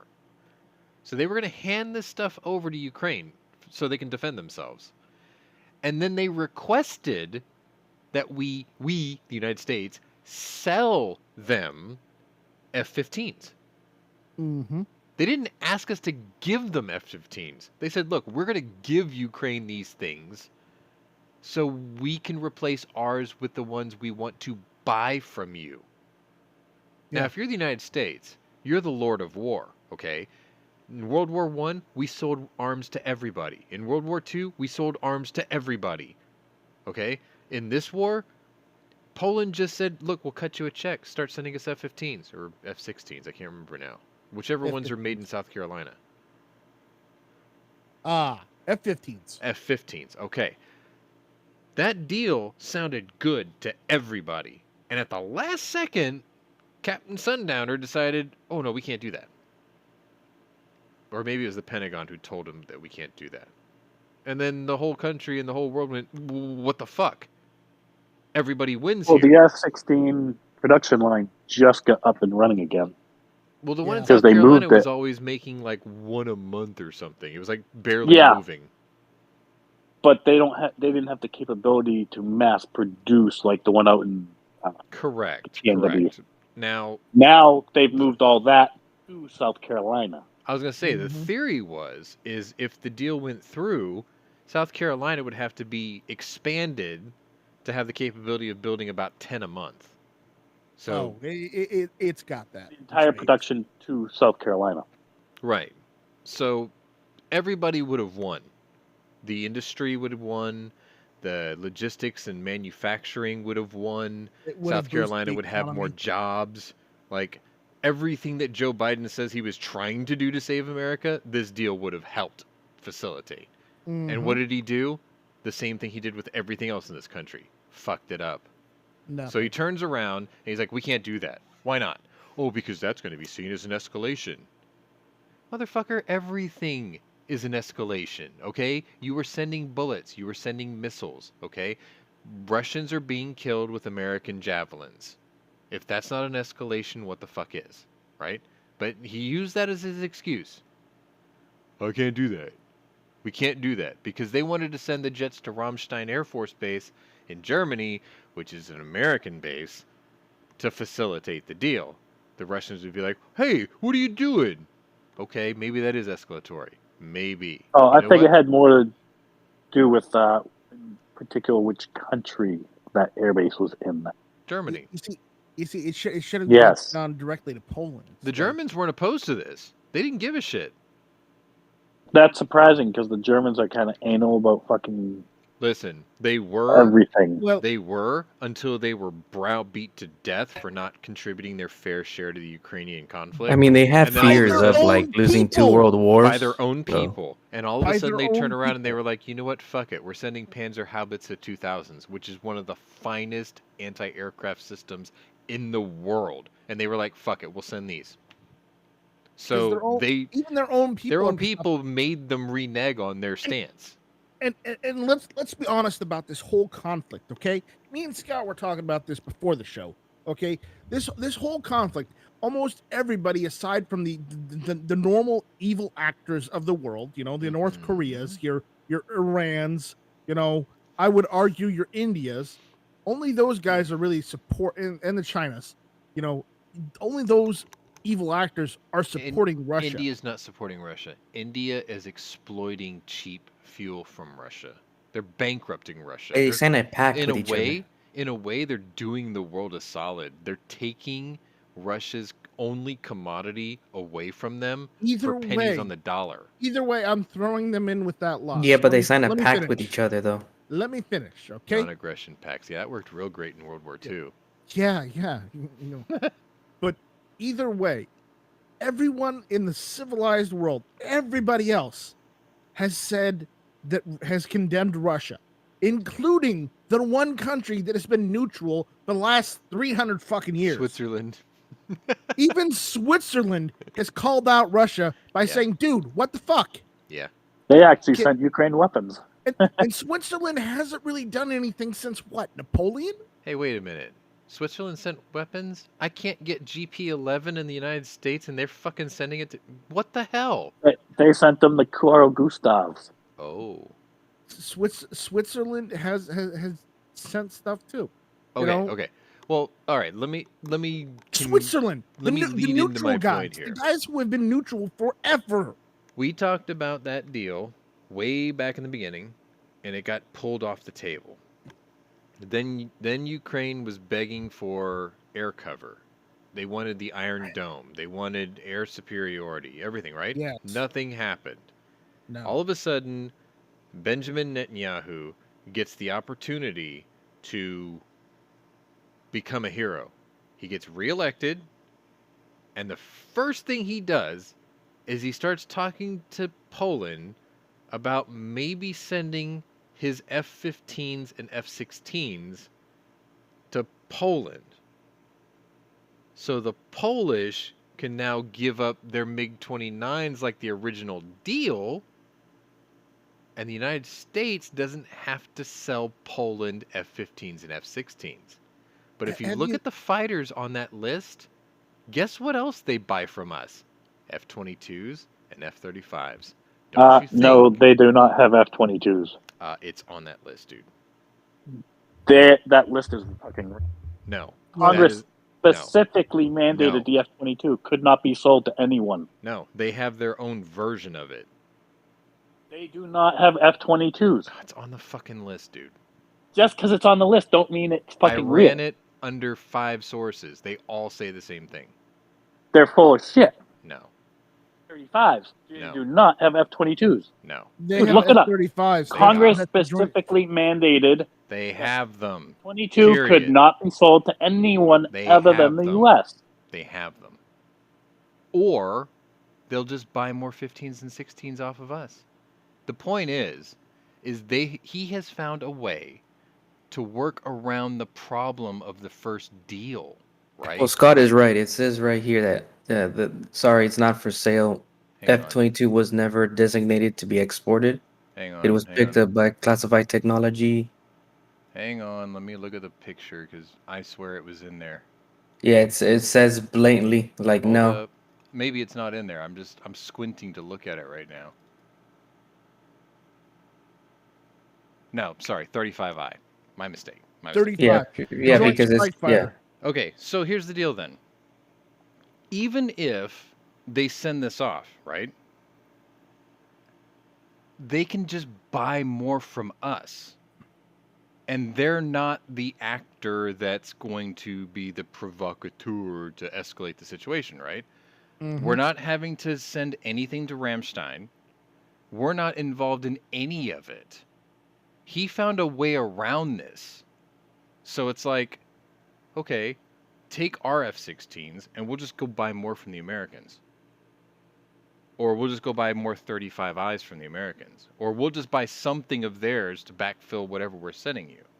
He solved that problem in one phone call. How's Joe Biden going to fuck that up? That's the next question. How's he going to fuck that up? Because he will. He absolutely will fuck this up. But if you think about this, is Bibi Netanyahu a genius? Because in 2 days, he might have solved 2 of the biggest problems in this conflict right now. Because he wants to give them anti-tank weapons. He wants to give them some form of air superiority weapon. Or at least broker a deal so they can have more MiG-29s from their neighbor. The guy's a fucking genius. Unless he's a madman, but no, we've already got a madman who's in charge of Russia. I don't think we can have another one. Yeah. So, where do we go from here? Complete another escalation? Well, yes, in a way, yes. But this is not going to resolve itself with the way things are, right? So it's like, if this was a football game, this is what's been going on since February is akin to we're gonna do running plays the whole time. We're gonna keep running our running back into a defensive wall, and we're not gonna make hardly any gains in yardage. It's like a back and forth of only 5 yards. And all of a sudden, Netanyahu gets subbed in, and he's like, "No, I'm gonna." No, pass. He's the coach. He's the coach. Well, he's like, "I'm gonna pass this time instead of just doing a running play." So he's negated the defensive wall of escalation fears by escalating it at a different way. And what's the worst that's going to happen? He's got the excuse he needs, because if they're like, "Hey, Israel, you can't get involved in this. This isn't your war," then he could just literally, like, make fun of them and imitate their stupid voice right back at him and go, "Hey, Iran, you're not supposed to be in there. You've got no reason to be there either. Fuck you." Like, it would become that petty. So it has to be done. because nothing is working right now, right? It's all conjecture. It's all we're shelling power plants and infrastructure. We're cutting the power. We're cutting the lights. But it's not stopping the Russians from leaving. Something else has to change. Something has to give here. We're not doing it.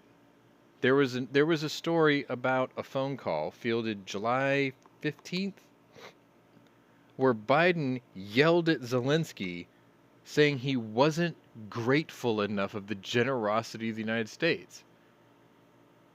And it's like, listen, Captain Sundowner, if I asked you for an orange and you keep sending me an apple, I'm going to say, I asked for a fucking orange. What the hell's the matter with you? Is there wax in your ears?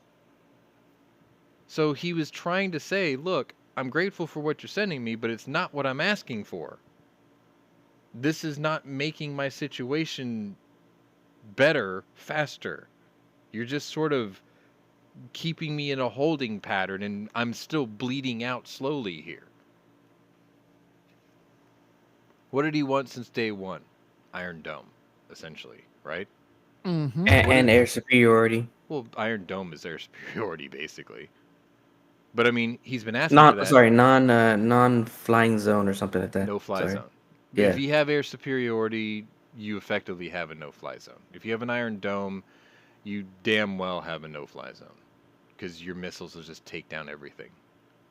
That's what he's wanted since day one. He was like, if I don't have to worry about what's in the air, my people can focus with what's going on the ground.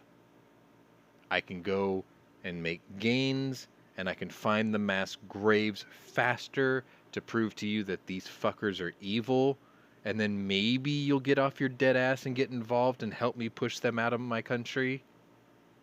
You notice he never ever said that he was going to take this fight all the way to Moscow. He's well within his rights as a defender. He's just happy with getting his country back. Let the world courts decide what to do with the leader of that country over there, as long as he's not in his country here. That kind of thing, right? And as I said before, the problem with Russia is they don't understand that it's over unless they're met with a more imposing force than their own. De-escalation through escalation. Mm-hmm. But that's what they've been doing since February. That's the only thing they understand. So, like, there was actually a really good video on Dark 5 today, and it was 5 Russian super weapons or something like that, or odd weapons, and the Kinzhal missile came up, the Belgorod came up, right. And the way that the Belgorod was described is sometimes you create a weapon so dangerous and so awesome in its capabilities that just the reveal of it is enough to make everyone back down. And that's fair. In modern times, that's what the Belgorod is. In times past, that's what Fat Man and Little Boy was. Yes, we used it, but it showed the rest of the world, back the fuck off. This is over now. If Russia continues this course, the only way to really stop them from progressing further would be for one of the countries to come up with a bullshit reason to invoke Article 5 and have allied forces just roll in right behind Ukraine. Steamroll them. And steamroll the Russians all the way back to Moscow. Fair enough. And that would be the only... I hate to say it like this, but that's really the only way to stop this fucking conflict. Okay, fair enough. So then the question becomes, how do you do it the most expedient way possible? Without having to make without making an excuse to do it, how do you make it happen as fast as possible? In my opinion, it's NATO announces Ukraine is accepted into the UN, or NATO. I mean, they let in Sweden and Finland in 10 fucking days. 10 days from application to acceptance. Okay? Ukraine's been applying for 8 years. All they have to do is say, you know what? Sorry it took so long. You're in. Now, as soon as they're in, then they have a UN resolution or a NATO joint resolution where they say, Russia, you have 48 hours to stand down and get out of the country. That's the quickest way to do it. That would be. Not a single shot would have to be fired. Or, boom. You know, since they share a border with them as well, Poland can say the Belarusians walked into Poland. They would have to prove that. Well, no, not really. With the Belarusians going into Ukraine all the time with the Russians, they don't have to prove shit at that point. But they haven't.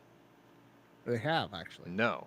They have amassed troops at the border for border protection exercises along with Russian troops that are already there. You don't think the next round of Russian troops that march into Ukraine aren't going to be Belarusian forces? I think they are. It's possible, but the thing is you have to think about the Belarusian-Ukrainian border sort of like the DMZ, right? So it's not like Ukrainians aren't watching from their side of the border what's going on the other side of the border. There's somebody with binoculars, is what I'm saying. So if Belarusian people did wander in, they would see it. They'd be like, wait a minute, whoa. There was only 2 divisions of Russians here. Why are there 5 divisions of soldiers that just crossed over? Do the math, right? They would just be like, where did all these other people come from? The Russians told us to do it. It's like maybe you all speak the same language, but those guys weren't there yesterday. What the fuck? You know? Oh, we were totally there yesterday. It's like, you look awfully Chechen to me. No. Are you sure you're not from one of the Istans? You know, something like that. If Lukashenko crossed 1 pubic hair into Poland, you're right. They would have an excuse. But until they prove that, what are you going to do? Lasso one over the border? Well, I don't think Belarus wants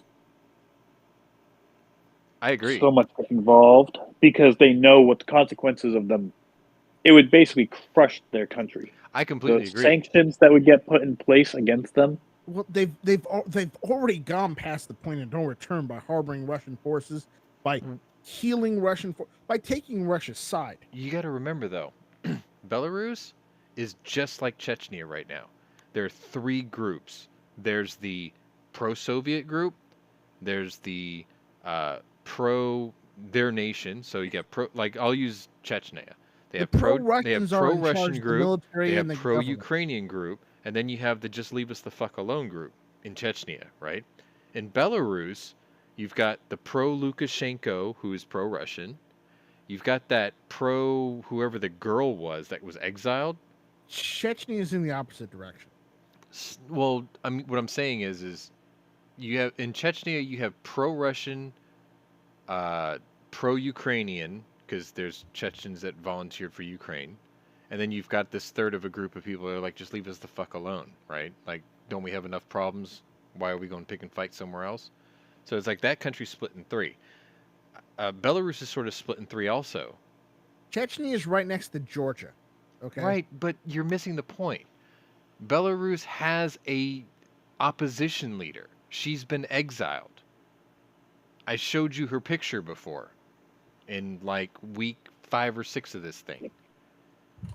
So the thing about Lukashenko is he's pro-Russian because he still thinks he's got his wagon hitched to a star, right? But he hasn't committed militarily to the point where he can't stab Putin in the back yet. Because if things start going real sideways for Russia, and like NATO starts really pressuring Belarus to take a side or get the hell out of the way, Lukashenko will fold like a cheap suit. Belarus he's a fucking coward. They've already taken the side of Russia. Well, yes, they did let the Russians invade Ukraine from there. So. They did let him use it as a staging area. But the thing is he never committed his own troops into the conflict, right? Because so that means he can always back out. He's only like halfway in. He's like dipping his toe in this thing constantly. But he's not committed to the point where he could be tried as a war criminal. You see what I'm saying? Like, he can back up and, like, betray Putin at any moment and He's not come out going smelling to. like roses. He's a coward, is what he is. Like, he's scared shitless.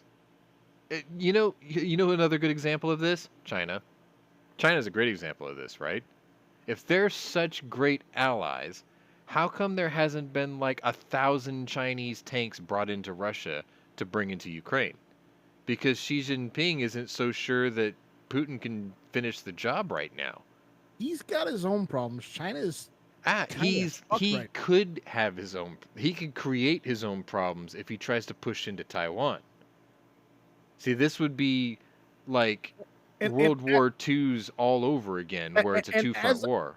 As I told you before, China has seen the writing on the wall with how fucked over the world fucked Russia by attacking a country or a region. And there's still more we could do to Russia. Yes. And I think that's why China hasn't committed fully. China decided to place itself as an economic power by being the world's factory. Now, if they attack, say, the island of Taiwan and take Taiwan and do the same thing that Russia's doing, all that economic power they have because they are the world's factory goes away, and they go back to being as broke as they were after World War. Let me tell you why that's bullshit. Every human rights atrocity and child labor story that we've heard out of China, the fact that over 400 people in China die every day in their mines, okay? We know that it is a sweatshop and a hellhole because they have no regard for human life on an individual level, right? None of that has stopped the world from exploiting that country and those tortured people for cheap labor. None of that. Yes. Having them go invade Taiwan isn't going to change their opinion at all. China can ill afford the fallout on the level that Russia has gotten. I would disagree with that, because if you really think about it, if China is the only one that's going to be, let's say, the world's manufacturer, right? And all countries rely on China. Yeah. You just effectively crippled half of the people who are ineffectively relying on you. Expand on that. Well, okay, look. If I am the only maker of cheesecloth, and you guys are all merchants that sell cheese, and I magically decide to make a monopoly on cheesecloth and not sell it to you, you guys can't make cheese. Correct. Okay, so the thing is the thing that China produces for the world, technology. It's not technology, goods. But no. It's not goods, and it's nothing innovative. Okay, what they copies, isn't it? World, no, not even that. The only thing that China produces domestically is slave labor. Let's be honest, because here's the fact of the matter is, we used to sell a product at my shop, a computer case, right? It was from a company called Fractal. Fractal designs all their computers, cases, and chassis in Sweden. They're a Swedish company. Fractal Designs, yeah. All of their designs are then sent to China for manufacture. Okay? So if the world suddenly grew a spine and a conscience, and the whole world says, we're not doing business with you, China, go fuck yourself, right? Mm-hmm. They wouldn't be screwed out of the goods. They would just be screwed out of the labor cost of that good. They could produce anything that they had China make, like we in America, right? There's a saying, you can find any country in the world in the United States of America. And what they mean by that is you can find any terrain or feature, topographically speaking, anywhere in the world, you can find in the United States. If you want to find the mountains, like the Himalayas or whatever, you can find them on the border between Alaska and Canada. If you wanted to find something like the Sahara Desert, you can find it somewhere between Arizona and California, right? Like, there's something of every other part of the world. You can find a pretty good facsimile of it here in the United States. The same thing can be said about industry. Before the world was a global economy, World War II is a perfect example of this. The United States built every single thing it needed to get through World War II. All of it. Bullets, beans, bandages, antibiotics. Everything was made here. Oh, and the bomb. Right? So, if the world grew a spine and grew a pair of balls, they would literally just tell China, fuck off. And then tomorrow, the world would have to start producing everything itself. And yes, they could do it. There might be a little bit of a downtime because they've got to spin up old factories or maybe they have to build new ones. There would be a gap, a production gap, for a little while. But the market would recover because that's what the market always does. I mean, look at the way that the stock market's been since Donald Trump left office. It has taken hit after hit after hit, but it still recovers. The market would recover, but China would not recover from and that's fall. Fine. That's fine. We would punish them like that. But what I'm trying to say is the world don't have the balls to do it. Whether you're right or not, just like Russia will always find a buyer for their oil. It's the same thing. China cannot bank on the fact that the world doesn't give a damn if they invade Taiwan or not, because I'm pretty sure the world will give a damn. They would give a damn, yes, but they wouldn't crush China and isolate them. That's my concern. They wouldn't do it. Well, they did it to Russia. The world's biggest spy network is China. Think about it. Now this is going to sound...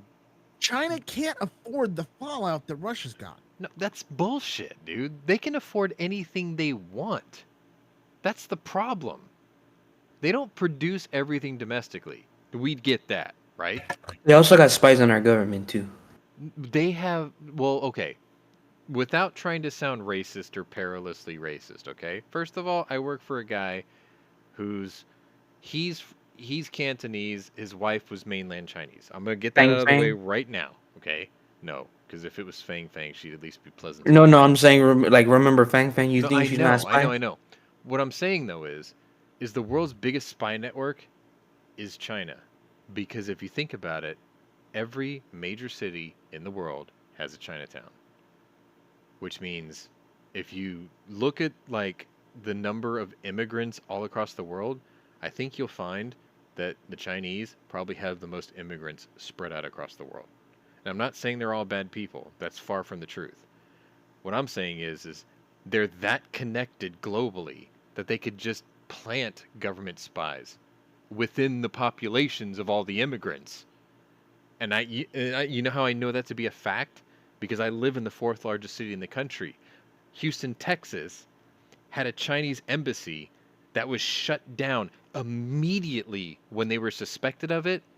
And we caught them on camera burning documents and shackling the doors shut and disappearing overnight. So I know this to be a fact. That is the biggest spy network in the world. Just because they can integrate anywhere in the world. You can find a Chinese person anywhere in the world. Guaranteed. What about Africa? Well, I'll point you to the naval base they built in Ethiopia. What about South America? I'll point you to the naval base they built in Argentina. What about San Francisco? Well, they have a Chinatown, don't they? And Houston, and New York, and Portland, and every fucking where else. It's not me being racist. It's me being observant. When you have 2 billion people out of the 7 in the world, your people are everywhere. There's going to be a few bad ones. It's a fact. They can weather this storm. Promise you. They can weather this storm. Because here's the other thing that you're probably forgetting. If they have people all over the world, right? What do most people do when they emigrate to another country? Wire money back home. Even if China took a financial hit on the mainland, They would literally decree all immigrants that are loyal to the Chinese, wire money back home. We need it right now. And guess what? Most of them would probably follow along and do it. Most of them would probably do it. So, anyways, they can weather it. I think he hasn't been more of an aggressor. Number one, because he has the loudest submarines in the ocean, so he can't go quiet. We're going to hear it, right? Number two, he has a completely untested military. He has never, ever, ever been in a conflict militarily, so he has an untested military. Number three, he thought his biggest ally was going to have his back. His biggest ally has been made Soviet bear. Yeah, and instead he has discovered that bear has had its balls snipped off and has no claws, because one little country called Ukraine has brought down the Russian bear and held him at bay for 9 months straight. Granted, with our help militarily, hardware speaking, but the men on the ground held back the Russian bear for 9 months straight. Mm-hmm. What hope does China have that they can lean on the Russians for help when they can't even defeat the Ukraine? Well, there's also the fact the Ukrainian people are the Cossacks. And, right. I know, but I'm just in terms of number, size, geography, military might. It's like the United States declared war on Guam and Guam kicked our ass. See what I'm saying? It's like that. I don't. It has to be that flippant. No, they're a little larger than Guam. I'm going to argue with you on that one. The United States declared war on Cuba. No, we didn't. No, it's hypothetical, Scott. It's more like Brazil, but okay. Brazil's pretty damn big. Well, so is Ukraine. Look at it on the map. It's pretty damn big. In relation to Russia, it's tiny. In relation to most other European nations. Brazil is still true. tiny. Russia's bigger than physically everything else, so I guess that's not a good comparison. But that's why I said Guam. Guam is not a good comparison. Fine. The United States declared war. I know I'm going to hear Jaime go, hey! The United States declared war on California, and California seemed to win. Fucking do it. Do it. Fucking do it. Texas, do something. Come on. You just want me to come liberate you and get you out of there. Oh, yes. Come on. We take your diesel-ass truck and move. Man, I can't. Do it. No, I only got 18. Freaking 100 miles a gallon. Let's do this. I only got 18. I got 18 days worth of diesel left. No. Stop being a bitch. Then come on. You got diesel. Let's go. Come on. Hurry up. No. You have until the 8th. Damn. Wait, that's like 4 days from now. No, I got plenty of time. Hurry up. Anyway. I say that with joking, by the way. If you guys are still watching in the audience, I commend you, because we went down some rabbit holes. Well, not that. I just thought that I only had about an hour's worth of material, and here we are at 3 hours and 13 minutes. Jesus Christ. We do it old school. God, doing it raw and dirty. Anyway. Rad and dirty. Anyway. Well, some of us are a little white and nerdy. Oh, I know that one too. I'm going to play this now. That was a good one. Because we have... Brown and dirty. I cannot believe this went this long. Jesus Christ. Anyway. If you're new to my channel, welcome. If you're a regular here, welcome back. Either way, check out my other playlists and see if my other interests may be of interest to you. I'm going to film some gun content tomorrow because I haven't done that in a long time, and I know that I'm probably losing the interest of most of my 760 subscribers. Anyway, this was the War Room. This was day 254, and news permitting, we'll be back next week for the War Room. So anyway, I want to thank my guests and my panelists all for being here. Slava Ukraini. I am Slava. And we'll see you later.